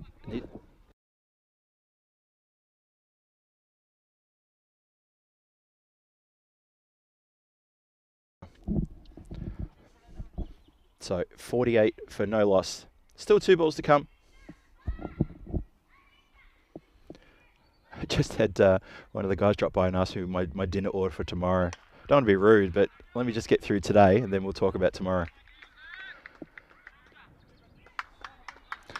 So 49 on the board now, no loss of a wicket. Tippy is on strike now. He's chewed up 6 dot balls, so he needs to think about something here.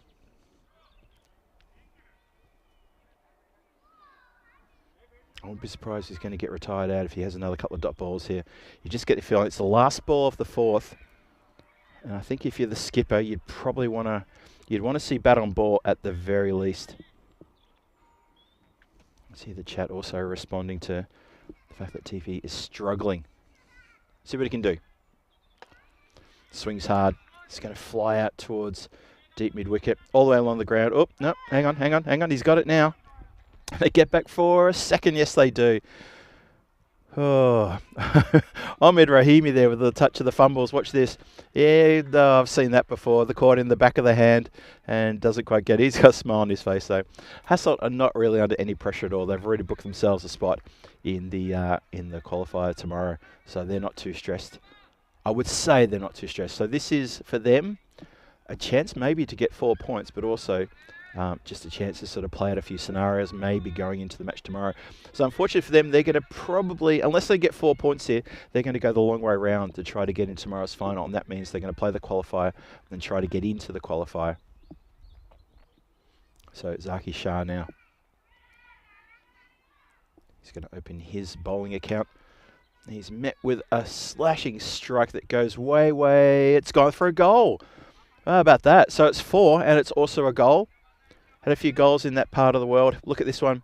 One bounce, and that is indeed a goal. The crowd go wild. Don't have a huge crowd here tonight. There's probably about maybe 15 spectators. They're a little bit hush. It's a Saturday night here in central Belgium. It's cool. It's about 18 degrees. The lights are on. The light is fading. The natural light is fading, I should say. And Manib is on the edge of getting a good 50. Lifted, and oh no, it's been juggled over the line for a Maximo. That is going to be full Maximo, unfortunately.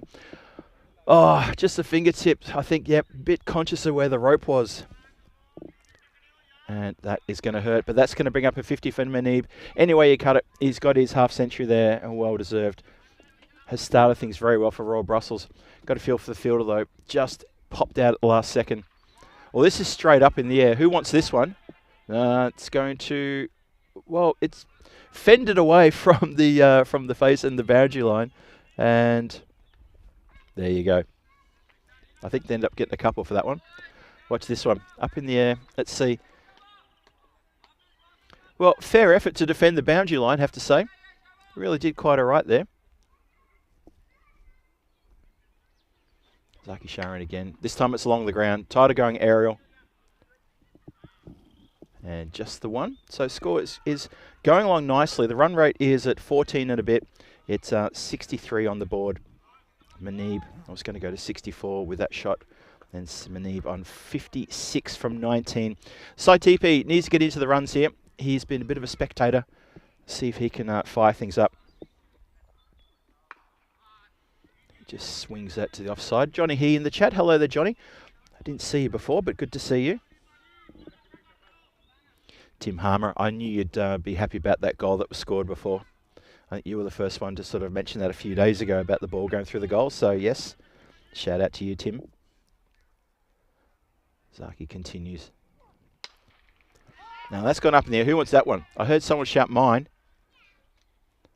Well, you shout mine, that means the other player should step aside, but Ahmed Rahimi wouldn't be told, and he thought he wanted it. And that's quite funny. Staniksai Aurangzeb takes the catch. He shouted mine really early, and Ahmed Rahimi just pleads his case and says, I didn't hear you say that, I wanted it. And, well, the taller man is always going to catch that one. And they have a little bit of a smile, a bit of byplay there. But that is going to be the end. Well, it's going to be the end of that for, unfortunately, for Mohammed Manib. He's played a terrific half-century. The skipper, he goes off to generous applause from his dugout there, but unfortunately he's skied one up off an edge. It's gone just in front of point, and the catch has been taken. There you go. So between the two of them, they tried hard, but it was Aurangzeb who took the catch. Rahimi has to settle for, well, not even the assist. ECS Action Women in Jersey. That's happening tomorrow. Day 2 of 2. And the Western Towers take on the MCC. Then the Eastern Royals will take on the MCC. Western Towers back to take on the Eastern Royals. And the final match, match 9, is going to be the MCC women take on the Western Towers women. Women's ECS Action. Isn't it great that we're getting a European Cricket Series only for women in Jersey? That is fantastic stuff, really good stuff. And it is Danny Hudacek and Vinny Sandu, Mr. Maximo, taking you through proceedings, so make sure you tune into that. And also catch some of the women's T20I action in Caulfield at the same time. And don't forget, finals action here in Belgium tomorrow night. So it's a big Sunday, massive Sunday.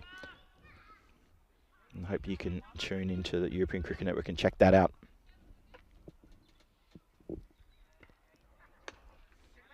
down the ground. Just slightly miss hit. Chance for the fielder to get behind that one, and he does. Sherry Butt, who I always say at every match I see him here, he patrols that part of the boundary line like a wounded animal, just looking for the ball to come to him so he can field it. Wakas Raja is the bowler. Unfortunately, he put a catch down the previous over, and it meant 6 runs from a knee, but got his 50. It was right in front of me, went into his hands, and immediately just spilled out and dropped. Literally dropped 6 inches away from his feet, but he was already on the boundary line, so it fell just over the line. Mustafa Mamon now, the half-centurion from the previous match. What can you do here? It's miss-hit, and that's a very good catch low down. Comes forward. That is clean. They may look at the replay, but for me, that was a clean catch. That was very good indeed. I think it's Zarkel who's taken that one. It is. Look at this one. Straight into the hands and holds it up high as well. There you go. That was clean as a whistle. Nice catch. So the very dangerous 50-run scorer from the previous game, he's undone. And he goes off without bothering the scorers too much. Watch him go off here. So Shara Sheikh comes in now. He gets to face the music. Let's see what he can do. He's a big hitter. He's flexing his muscles. He went for a first bowler in the previous inning, so he'll be absolutely key to get into the attack here. He'll be so pumped up to try to make a couple of big hits here.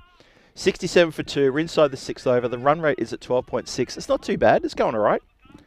Wakas Raja marshalling the fielders around, looking for another breakthrough. He'd love to get Sheikh out. He's a big hitter. What can he do here? Swing and a miss. Well, there you go. Everyone's allowed one of those. I had a few of those in my career. I'm sure a lot of people did as well. So unfortunately, just looking down to see Abir Kumar saying, "Let's go, Mustafa." Yes, and unfortunately, he definitely failed with that one. Now, that to me looks like a leg side wide. I think it's just collected a bit of the pad on the way through. Have a look at this. Yeah, it has indeed. It's a very ambitious appeal.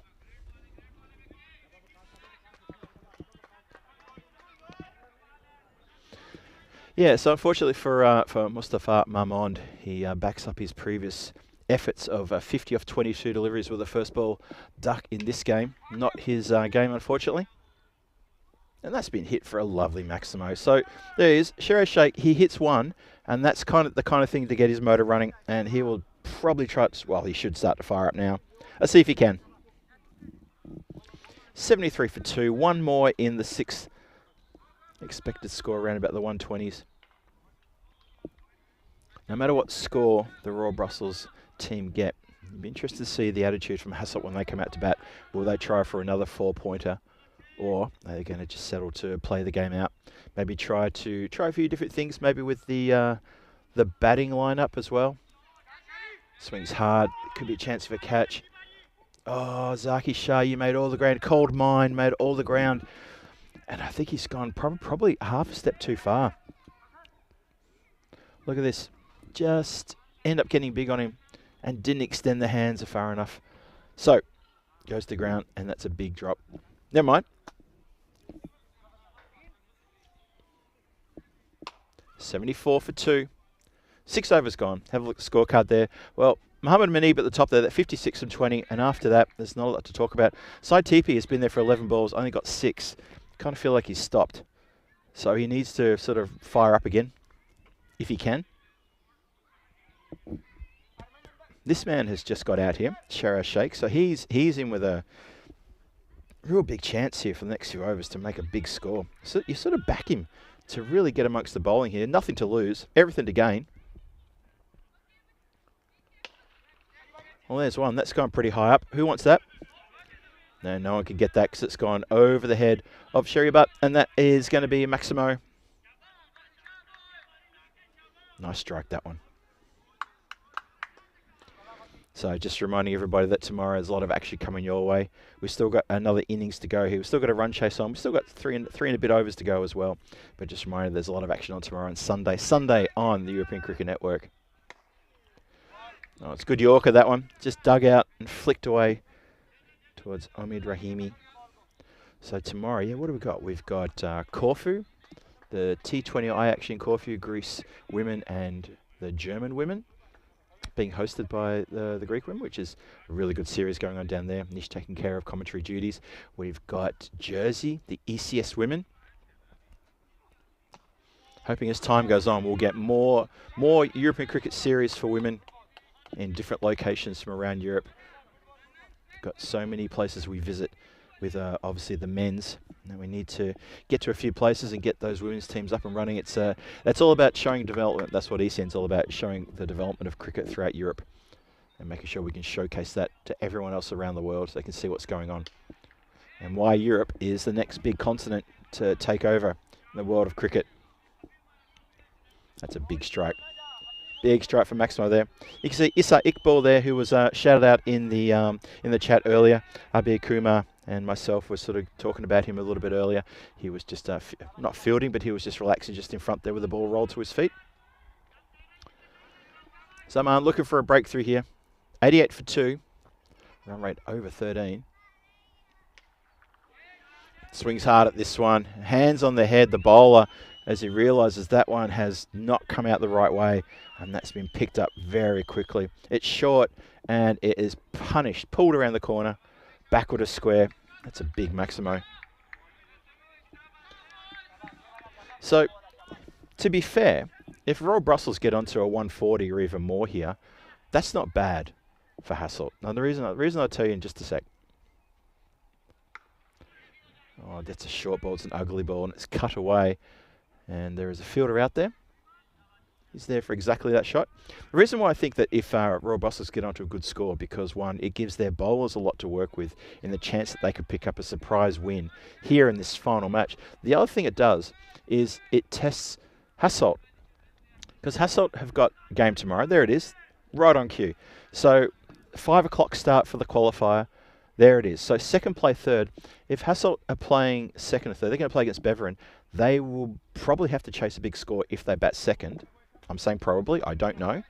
But this would be good practice for them. Just a good little bit of match preparation. And of course the final, and first place in the standings will play the winner of the qualifier.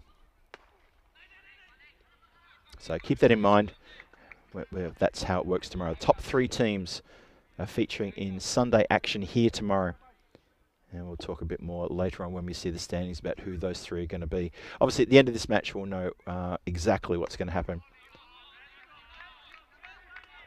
The only way that Hassel can get top spot is by getting all 4 points and getting a huge, big boost in the net run rate. I'm not sure if this will be the game for them. They'll probably have to chase down this score in really, really quick time. We'll see. It's been a pretty good over from Zaki Shah so far. He's been pretty economical. It's been pretty tight. A couple of dots to start with. And then one that's just sent around the corner. So not bad.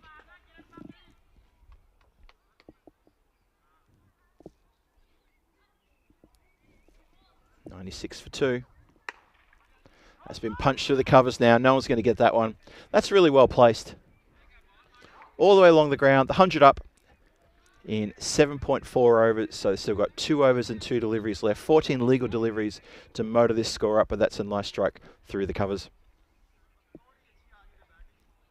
So Sai TP, he is might have to start calling him the diesel engine, because he takes a while to get going, but finally when he gets going, he does get going. 11 from 13, need more. That is going to carry the banjo line, I reckon. Oh yeah, and then some. Nice. So there you go. Sai TP, the diesel engine. I'll have a chat to him during the break and see if he's okay with that. That's one thing about giving players nicknames. You just want to make sure they're okay with it. Abir Kumar says it will be Afzal Safi's time to shine when he comes in. He's built for these situations where he needs a short but efficient cameo. Abir, I completely agree with you. This stage is set for him to come in and prove his quality. He's played a lot of cameos, but his cameos have not gone any higher than about 17 or 18 runs. This is a great chance for him in what will be his last match of the tournament to come in and try to fire up. But he's it remains to be seen whether he'll get his chance. I'm not sure he's going to get his chance. as that is going to be the end of the 8th. So 2 more overs to come. It is 106 for 2 on the board. You can see there the after the first over shenanigans where Manib was on a heater, and then since then it's been sort of just drifting away, and now that run rate is at 13 and a bit. I'm not sure Safi's going to get a chance to come out and bat. Unfortunately, Abir, it would be his time to shine, but he's not going to get a chance, I don't reckon. Yeah, people in the chat just commenting about TP. Yeah, Thomas Martinez, I completely agree with that. And Ian Smullen saying it's difficult to chase under lights. 100% agreed, Ian. And some of the players have been telling me that during the week about how hard it is to bat second here. Something to put into your minds when we play the final here to tomorrow night as well. So whoever plays in the final, they'll be taking, looks like it'll be Brussels Warriors versus the winner of the qualifiers. So interesting to see who wins the toss. I reckon whoever wins the toss, they'll bat first. And if you lose the toss, you're probably going to think, TP is a good player. I agree with that comment there. That's Respect Plus who's just said that. He's a good player. He's just struggled a little bit here, though. Oh, hands on the head as that's going to run away to the kids who are just camped down there. And they have to get off their little mat there and field the ball and help out the Hassel fielders. Have a look at this. Wearing the Hassel gear as well. Very good to get the work from the kids there. Safely on the other side and well away from the danger area. 110 up. Still 10 balls to go. Shouts a catch. It's low. One bounce. Oh, good work there on the boundary line there. Shreebutt puts everything behind that one. Doesn't let it get through. He says, nope, not happening. Dave B announcing the weather the weather currently in northwest France. Thunder crashing? Really? Northwest France? You think from Belgium I could see northwest France. Up in the air. Shouts a catch. It's a tough chance. So well picked up though on the run. Can't get the catch though. It's Abdul Muhammad running around. He's sort of, I was going to say he's sort of backwards square, but he's almost more of a wider, like a really wide third man. He's protecting the goals. That's what he's doing. Tim Harmer, if you're still in the chat, that's where Abdul Muhammad is. He's protecting the goal. They've heard us. They don't want any more goals. There you go. No, he's going to miss the goal. That's not good enough. That's only a Maximo. That doesn't get a goal. There you go. Signal now as 6. Picked up nicely, no doubt about that, but unfortunately he has missed the chance of getting himself and his team another goal there. So Dave B mentioning thunder crashing in northwest France. I wonder if that's on its way over here. I wonder if we're due for a bit of a change or something. Oh, thumps that down, hits into the pad. Seen a few players get bottom edges in the last couple of days and they cannon down into the feet or into a part of the leg that's not covered. And a few nice little injuries cropping up. But he looks all right. Signals back to the dugout and says he's okay. 119 for 2 after 9. One more over to come. Sheikh has really shaken things up. He's gone to 40 of 17. How did he get there so fast? And side TP, well, he opened. He's faced 16 deliveries and has only got 18 runs. And you sort of got to wonder if he was the right choice. Unfortunately, it just doesn't feel to be his game. He's going to get a chance. I think he's just going to be facing... No, he won't be facing. They took a single there. So Sheikh's facing. He's got a chance to pull off a surprise half-century here. Shouts to catch it. Backpedaling over the head of the fielder back there. And that is going to get away from him. That looks like that Staniksai Aurangzeb. Thought he was in with a chance there. Came forward. Then he went back. And then, no, just the bridge too far. So Sharaz Sheikh, he's now raced up to 46. We're on a half-century watch. See if you can get this one. One more big hit, and that be his half ton. Tries for it. Umpire goes up on one leg, flamingo style. Watch this one. See if we get the square leg umpire. There it is. There's your flamingo. And good fielding in the background as well to keep that to just 1. So TP's on strike now. So Sheikh is he's on 47 non-strikers end. 4 balls to come. TP smashes it down the ground. It's going to be just the single. And that's all for TP. It brings Sheikh back on strike on the cusp of picking himself up a good half-century out of nowhere. accelerated when the time was required. Unfortunately, his counterpart T10 was unable to do the same. Hey, up there to Chris Smith, who's joining us. Hello there, Chris. Shot down the ground. It's not going to get past the fielder, though. Wakas Raja right behind that one. Does not allow it through. And that means that Shara Sheikh, he's on 48 from 20. Teepee's on 19. 2 balls left. If you're Shara Sheikh, what do you say? Single. Let's go for a single. Drop it at your feet and run. Single. Get me on strike. Up in the air. Is this going to go to hand? It's not. It's one bounce and into the hands of Sherry Butt, who threatens, who shapes to throw the ball, thumps down.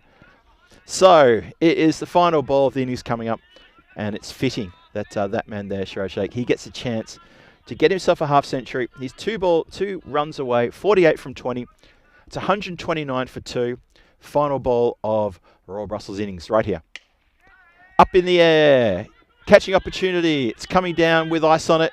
It's on the ground. They're going to run through for 2. The throw to the keeper's end. Cheer from the dugout and from the spectators as they realise that Shara Sheikh, I think he's home safe and he's going to get a 50. He does indeed. There you go. Drops the bat and everything. Drops it all. But he gets himself a half century. 50 from 21 deliveries. Well done. Side TP not out. 20 from 18. There he is. He's taken the applause and thanks to everyone. He's trying to catch his breath as well. He really had to charge hard for that one. So that's great work there. Hello to Christopher Waters, also joined us here in the chat as we get towards the end here.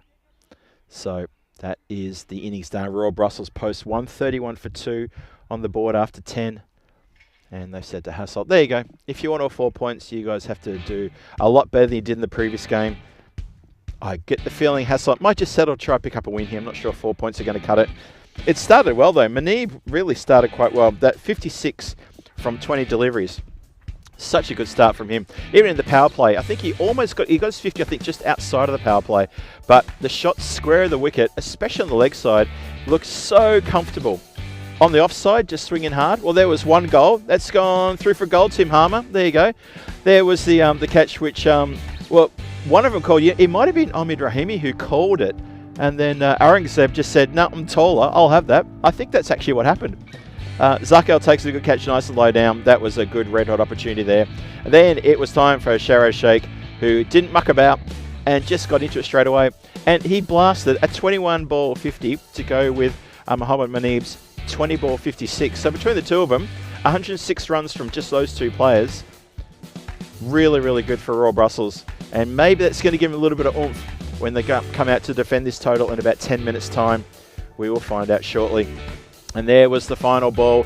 Gets across the line for the 50, takes the fist bump, sucking in the deep breath from really running hard for that one. And that is where the score ended up, 131 for 2. 2 batters getting into the runs there, 2 50s. So very, very good indeed. Have a look at the batting card there. So Sai TP, he was there for the whole time, carried us back the whole way, only faced 18 deliveries for his 20 runs. Included a lot of dot balls. I'll try and find out how many dot balls exactly, but at one point he had 6 in a row, and I thought the skipper was going to time him out. Mustafa Maman, who got the half century in the previous match, he went for a first bowler, looking to go up in the air straight away, and getting caught out by Zakel on the cover boundary. In the bowling department, some good bowling there. Wakas Raju, very economical, gets 1 for 15, and Zaki Shah 1 for 25. Only 2 wickets fell, so there's that. So Royal Brussels can feel pretty good about that effort against the team that's going to play in the qualifier tomorrow. And yeah, I think well done to them. They deserve a bit of a thumbs up from me. Well done. Now it's up to their bowlers to come out to defend it, and that's going to be the tricky part. As we look at the mid-match summary. And it tells us the story that Royal Brussels are going to defend 131 against Hassel. This is a good test for Hassel because they're going to play 2 games tomorrow. Well, they're going to play, I say 2 games, don't get ahead of myself here. They're going to play the qualifier tomorrow against Beveren. And that's going to be a tall order. So they need to make a real fist of this and see what they can do. Half centuries to Manib and Sheikh. I'm going to be back here in about 7 or 8 minutes time with a run chase. Hassel to get 132 in their 10 overs. Can they do it? We'll find out sure enough. Phil G here for the Uber Cricket Network. Join me in about 7 minutes time for the final innings of the group stage before we go to finals tomorrow. I'll see you soon.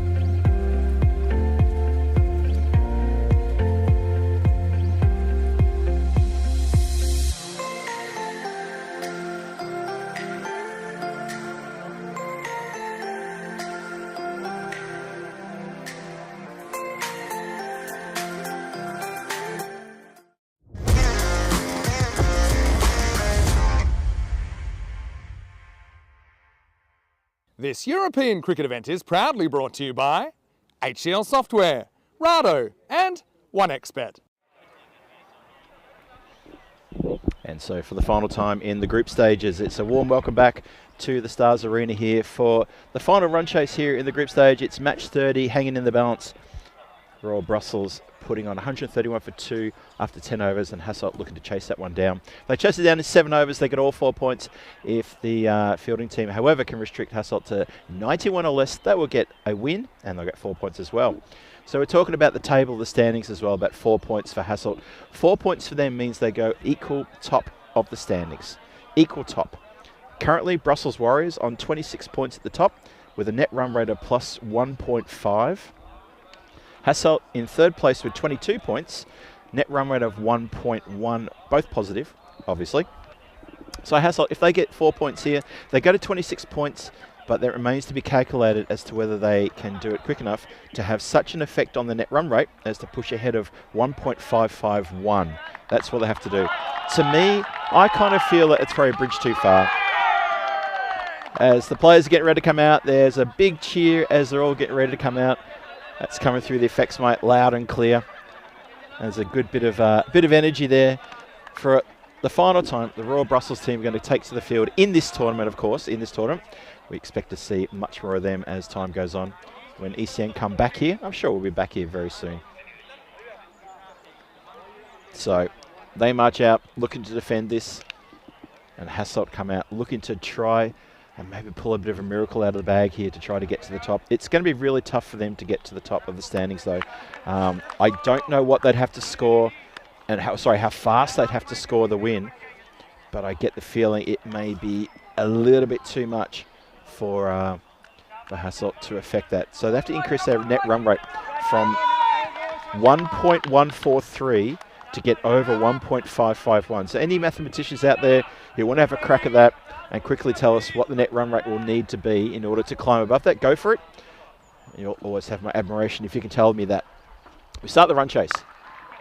Well, it's a bad ball, it's on the pads, and it's knocked around the corner. 4 runs. Razak puts this one full, and it's just on the thigh pad. And it's hit around the corner. Now, I'm getting on my gear very close together, just in case there's any big strikes down the ground under lights. Harman Gaman is facing. Abdul Muhammad also opening as well. He put together a good 46 off 20 deliveries in the previous match. Gaman started well. He hit, I think, a 21 off the first over, and then unfortunately went out first ball in the second. Let's see what happens here. Shouts a catch as that goes very streaky edge, that one. Another 4. So any score that Hassel were chasing here, this is good for them. They're in no danger of dropping out of the qualifier. Even if they lose here, even if they lose to the tune of 4 points going to Royal Brussels, there's no danger of them missing out the qualifier. So they can try to go hell for leather here and try to chase this down in 7 overs if they want to. Not sure what the process will be. They might just look for the win. They might look to get there in a hurry. Might have a dinner reservation somewhere in the village. That's a nice shot out towards the boundary. It's going to run away. 4 runs again. So we start with 3 4s in a row. Harman Gaman showing his quality, going all around the ground with 3 4s in a row.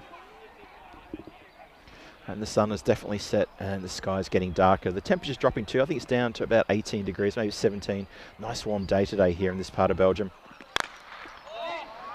This one's been lifted. This time, though, it's into the hands of Sheraz Sheikh, who has just put it down the last second. Oh, that was in the air for an eternity. It was in the air for a long time. Had a chance to go and get a cup of coffee and come back, but no, unfortunately, it's been grassed. Just. Oh, that's bad luck. That's bad luck. Imagine that early blow there. Oh, Nan Razak bowling his heart out for the Royal Brussels. Brings Abdul Muhammad on stroke. 13 without loss in the first. Winds up, goes high in the air, shouts to catch it. And that's also been put down. Oh, if you're Adnan Razak, you're going to be a little bit disappointed with the fielding there. This was also in the air for a while, but that was an easier catch. I think it's Zahid out there who's grasped that one. Adnan Razak's thinking, what do I have to do to get a wicket? He's looking to the sky saying, what do I got to do here? Got a feel for the guy. Yeah, just a little expression there. You can tell he's a little bit sort of disappointed with that effort. Well, that one's going to fly across the top of the outfielders there. And I think that may have gone, yep, 1 bounce, 4 runs.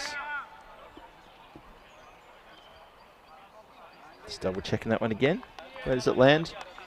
Lands inside and then goes straight over. So there you go. So there it is. There's the first over done and dusted. 18 off the first over. 11 matches since the golden ball. Not sure we're going to get a golden ball here tonight. Be nice if we could, but you never know. It's a great thing about T10. You can get a golden ball out of nowhere. We've seen a couple of really good golden balls recently too.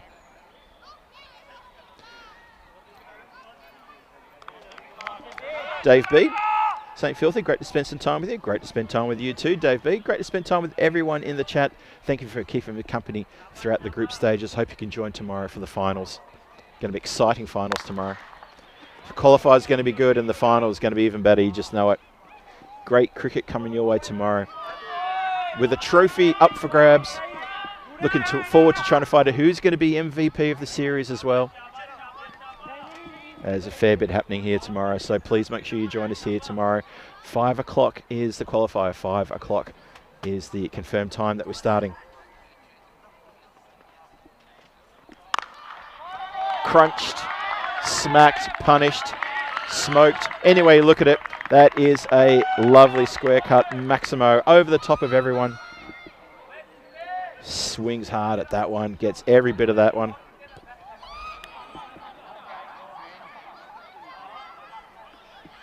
So those 2 drop catches sort of coming back to haunt Royal Brussels now. Come on, he's raced to 23. 23 from 6. 25 for no loss on the board, chasing 132 for a win here. Can they chase it in 7? Just to make it a little bit interesting at the top? We'll see. Pulls that one away, and that is also going to go from Maximo. So back-to-back 6s there. And is this going to be the innings that Harman Guman plays, and he ends up getting himself a 50 and then some? He's been threatening to make a big score all tournament. He's made a few 20s and a few 30s, but he hasn't kicked on. This is his red hot chance here.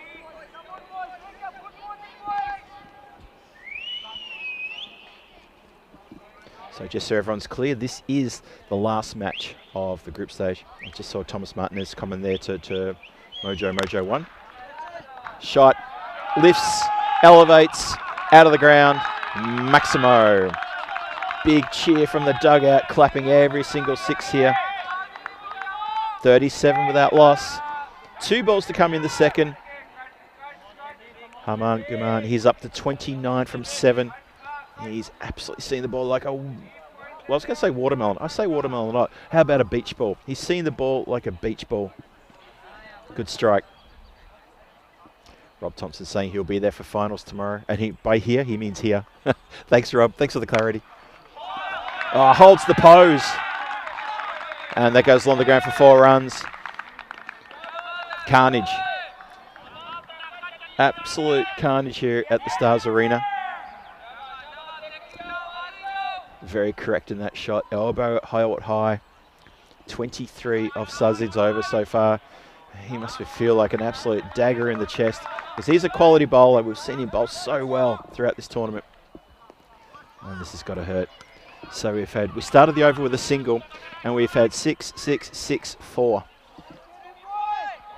Last ball, the second coming up.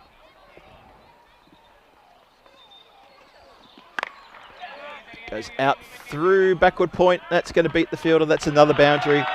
Oh, what an over. 27 from the over. Massive over that one. And Guman has scored 26 of those runs with a couple of Maximos, actually 3 Maximos and 2 4s. So here's the table here. So what do 3 points mean for Hassel? 3 points means they go equal with Beveren, but they probably won't move out of that 3rd place simply because of the net run rate situation. 4 points for Hassel means they would go equal with Brussels Warriors at top, but there remains to be seen whether they make enough, as there's a very loud squeal in the background from maybe a tortured animal.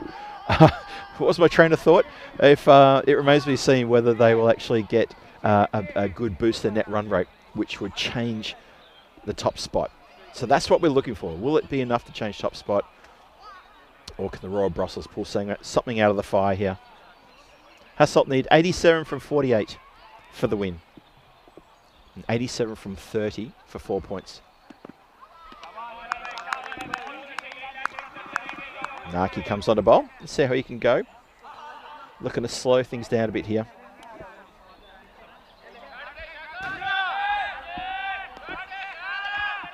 And by slow things down, I mean just stop the boundaries. That last over. 27 off the last over. And it was 18 off the previous over. It's getting scary out there. Oh, shouts a catch. And that has just gone to the right-hand side of the fielder. There's almost held it. Wide down leg side. And, yeah, probably just another metre in it. And that could have been snaffled. It could have been taken. But it wouldn't go down as a catch, I don't think. I think he might have just missed that one. People looking for their car keys in the chat. I can hear that. Someone's bashing a drum somewhere in the background. I can hear a wounded animal in the background as well. That loud screech, I'm not sure what that's about. It's all happening. The crowd's built up a little bit here, or maybe they've just got more vocal, I'm not too sure. Alinaki continues now. Crunched. That is absolutely smoked out of the ground over deep mid-wicket. The cheer that's coming from the dugout is deafening. Hassel are really screaming for every single run. And they are loving it. Have a look at that. That went over by a long way. Skipper Manib is having a little chat and saying, look, you know, we're on a hiding to nothing. We just got to try.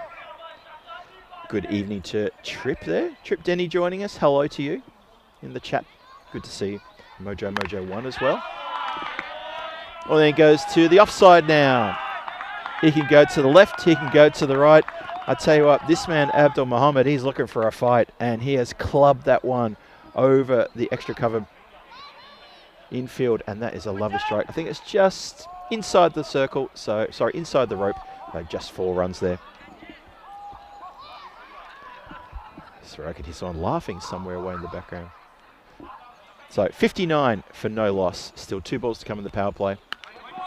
Leg side wide. Oh, it's going to get away from the keeper. He's collected by the fielder though. So just a wide +1 there. I think that's just missed the thigh of Abdul Muhammad.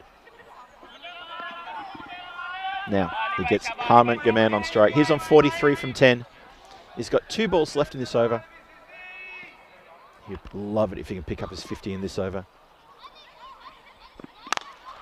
Wow, just wow. Square driven, uppish, and that has bounced just inside the rope for 4 runs. Thought it had the legs. Watch this one. Yep, bounces, good eyes from the umpire, bounces a good ½ metre just inside the line. I think Gaman was even thinking, hey, I thought that went all the way. Not quite. So that run rate, well, don't worry about the run rate. Let's talk about what's going on here. They need 67 from 43 deliveries. However, if they want to get all 4 points, they need 67 from, what's that, 4 overs from 24. 25, call it. No, 23. I'll get back to you on that one. Oh, wrong-footed. Keeper wrong-footed, and the edge has gone past the extended hand there. Watch this. Just wrong-footed there. And that is going to be the half century up. 51 off 12 for Harman Gaman. He finally gets a half century in this series. Generous scream and shouting coming from the dugout there. Congratulations to him. So that's a massive power play. 2 overs that go magical. An 18 to start proceedings with as well. 69 off the first 3 overs. Chasing 132 for the win. This is a really good little run here for Hassel because they've got the big game tomorrow. If they get all 4 points, it remains to be seen whether they'll actually have a better net run rate to take themselves straight into the final. If they don't, that means they've got to play Beveren. And if they play Beveren in the qualifier, this is a really good hit out for them to see just to enjoy themselves here and just to see how well they can hit. They got nothing to lose here whatsoever. They're already in Sunday action. And I'm happy to say that Issa Iqbal has been given the ball, gets a chance to come on and bowl. Let's see if we can get a bit of variation here and maybe stop the right. He starts us off with a wide. Big rev up for this youngster coming from a few people in the chat. Abir Kumar, you'll be happy to see him coming on.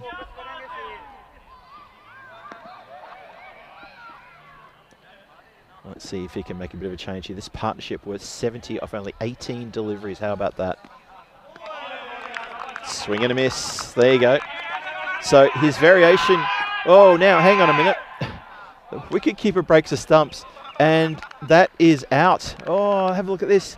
Just losing the mind here a bit. Where's he going? Where are you going? Abdul Muhammad has been caught there, and he knows he's gone. Oh dear, oh dear. Johnny Bairstow somewhere watching this game and saying, oh, is that how it happens? Ah, okay. Now I get it. No, he's not. He still doesn't get it. And hello to all the English cricket fans out there, by the way. Just asleep at the wheel there. And that is a fair call, fair shout. Good work from behind the stumps. And Abdul Muhammad has been caught napping at the wheel. There he is. Safi, the wicket keeper, gets a scalp. That's just clever. Muhammad Afzal Safi, he's a live wire with the gloves behind the stumps, and he's pulled off a pretty good stumping there. So Issa Iqbal, he does get a wicket. That's picked up, and that is going to be taken millimetres from the line. That is a terrific catch. 2 in 2 for that man, Issa Iqbal. Manib holds on to an absolute rocket, and Omid Rahimi goes for his second first bowler. Can you believe it? His second first ball duck tonight. Now, just looking to see what they're checking here. Are they checking height or something? Just seeing what they're checking here.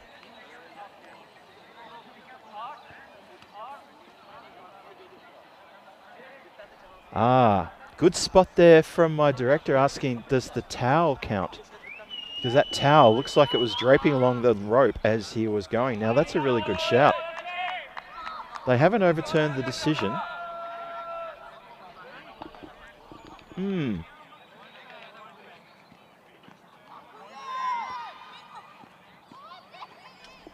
We continue. Hat-trick ball. Hit into the ground that time. No chance of a hat-trick there for Issa Iqbal. Fans are out of their seats. The chat was alive just with the opportunity of maybe getting Iqbal a hat-trick there. Abir Kumar, you should be out of your seat in the chat there. Up in the air. Who wants this one? Well, no one, because that has crashed into something metallic next to me for another Maximo. So Issa Iqbal, he's trying hard to try and find wickets. He's found 2. He's found 2 in 2. He's bowled a wide, 2 wickets, single, and then been hit down the ground for a Maximo. He's got 2 for 8. He can hold his head up high with a couple of more deliveries coming. And it's just been mishit into the covers, looking to go a bit squarer than that. Gurman, he races up now to 58 from 14. Sherry Butt's got 1 from 1. Hassel need 54 from 37 to get the win. And maybe if they want to get it and get all 4 points. Well, he slows that one down, but unfortunately, oh, it's just into the hands and back out again. That would have hurt, because that was absolutely middled. On the pads, going down leg, and there it is. Went in and out again. Oh, Mamond has to wear that one in the hands. That would have stung. If it stuck, it wouldn't have mattered. Well, that is a great over. A really good over there from Issa Iqbal. He gets 2 for 10, 2 big wickets in a row, and unlucky not to get Sherry Butt there. Really unlucky. Yeah, people just having a look at the replay of the that catch, Manib's catch, where it looked like he was like a towel or something hanging out of his pocket had touched the rope. but it was given out. Interesting. What do you guys think about that in the chat? I can see you guys talking about it. 4 overs are down, 79 for 2. Gaman is on 59. Sherry Butt's just joined him, 2 from 2. So it's 53 runs needed from 36 or 53 from 18 to get all 4 points. It remains to be seen whether that will be enough to get them a better net run rate than Brussels Warriors, if they can do that. And he bringing himself on, as he does. Starts the 5th. Up in the air, shouts a catch. Who wants it? Backward point comes in and has grasped it. Probably won't get a better chance to take a skied catch for the rest of the year. The problem is it goes up in the night sky, and when it comes back into view with the lights, there's a moment, a half a second to adjust as it comes in, and it doesn't always work. Looks up into the air and just can't get it, unfortunately. So that goes to ground. 81 for 2. It's hit straight down. There's protection down there, I think. Yes, there is. And then Razak down there.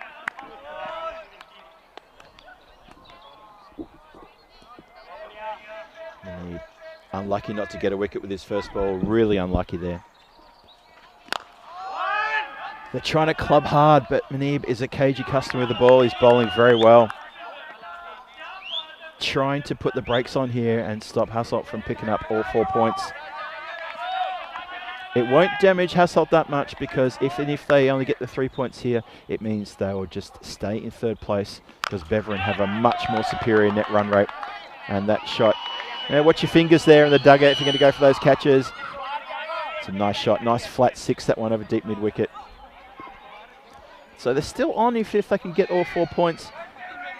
But even if they just get the 3 points, as I was saying, they will not get a better net run rate to overtake Beveren in the 2nd. But it doesn't matter. 2nd and 3rd will play each other tomorrow, and Hassel are already in 3rd place. So even if they go to 2nd, it's still going to be Hassel and Beveren in the qualified tomorrow. Neither team will have an advantage over the other. Along the ground, 4 runs. Sherry Butt now, he's got a great chance here to make these runs in the next couple of overs. He's yet to put together a really big, powerful score here in this night series, but the game is on for him to do this.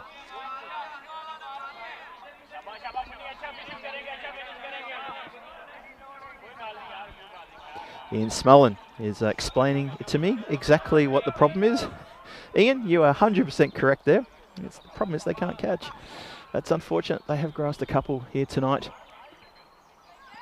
Could have been, but unfortunately is not.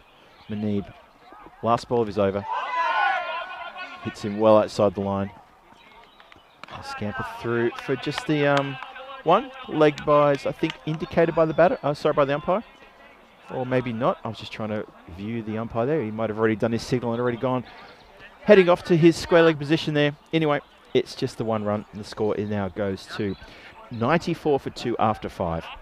So the in-game analysis, thanks very much to 1xBet for looking after ECN and giving me the opportunity to get analysis. The analysis is this: Hassel are going to win this game. They're going to smash these runs in the next few overs. It remains to be seen whether they're going to get it done in 2 overs or they're going to take a little bit longer. I think for me, 2 overs is a tall ask. 38 required. 38 runs required. If they can do that in 2 overs, then they deserve all 4 points. Sherry Butt facing. That one is put into the next town. That is going to come back with a passport stamp on it. Don't you worry about that. Absolutely hammered that one. And that's why there's not much wildlife that lives in the trees around the forest here of this ground. 100 up. 100 for 2 at the first ball of the 6th.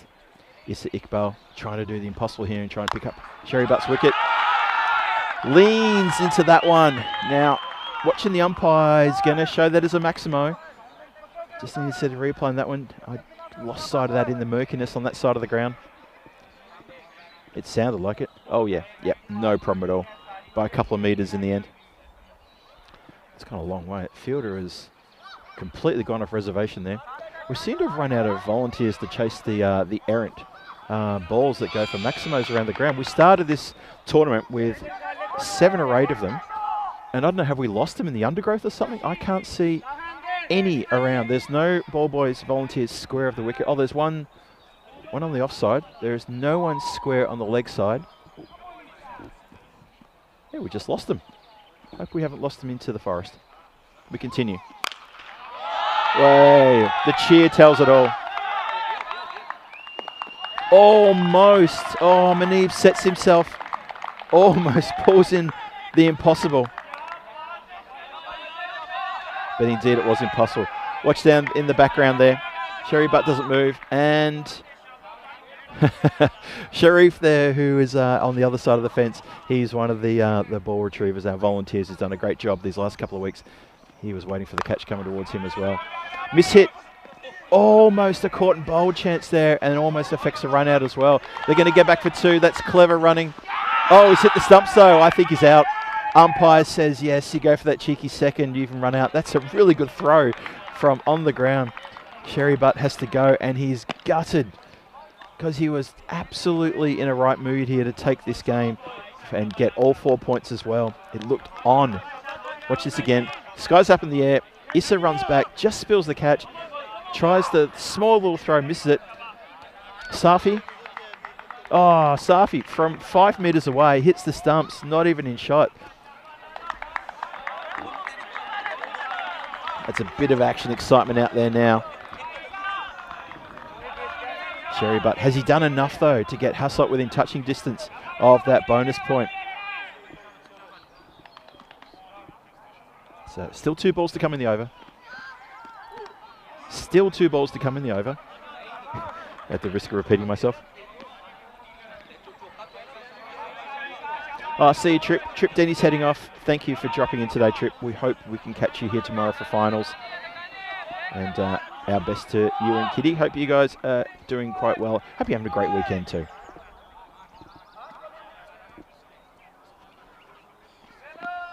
Bouncer. And seen very early, and that has not been a good delivery. Maximo. Oh, expensive this over now. I think there's still one to come, as Aurangzeb has put that one out of the ground. Yep, still one to come. 120 on the board. 12 from 7 for Hassel to get all 4 points. 12 from 7. Issa Iqbal, been expensive.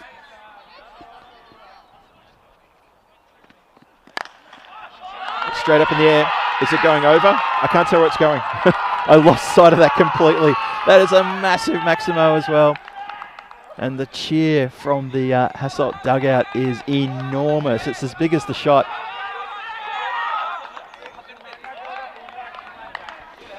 Abir Kumar with a very interesting comment there, saying Issa missed the wickets on purpose, so Safi gets the run out. Yeah, I don't know about that. Nice try. Nice try to disguise what happened there.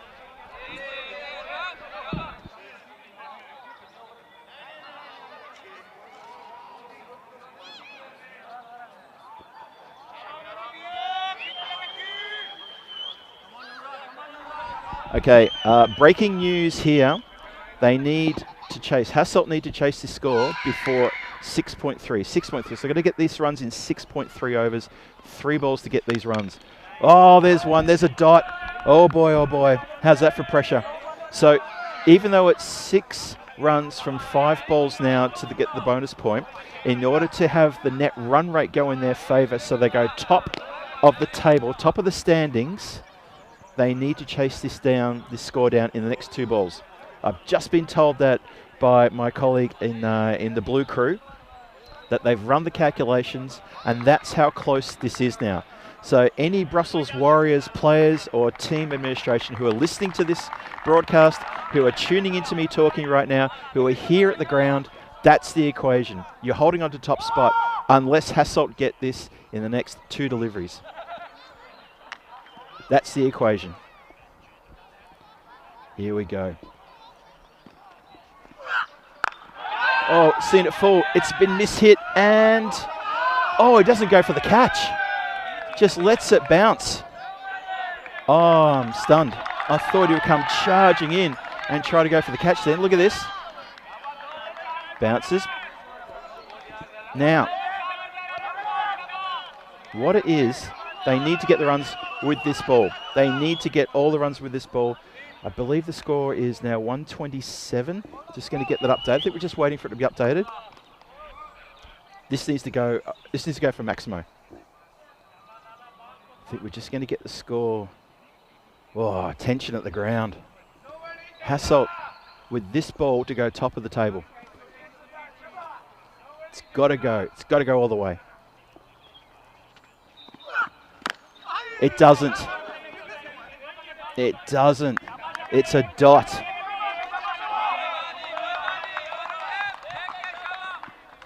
So that's the information I was given, was that Hassel had to chase this down by 6.3. So if we go to 6.4,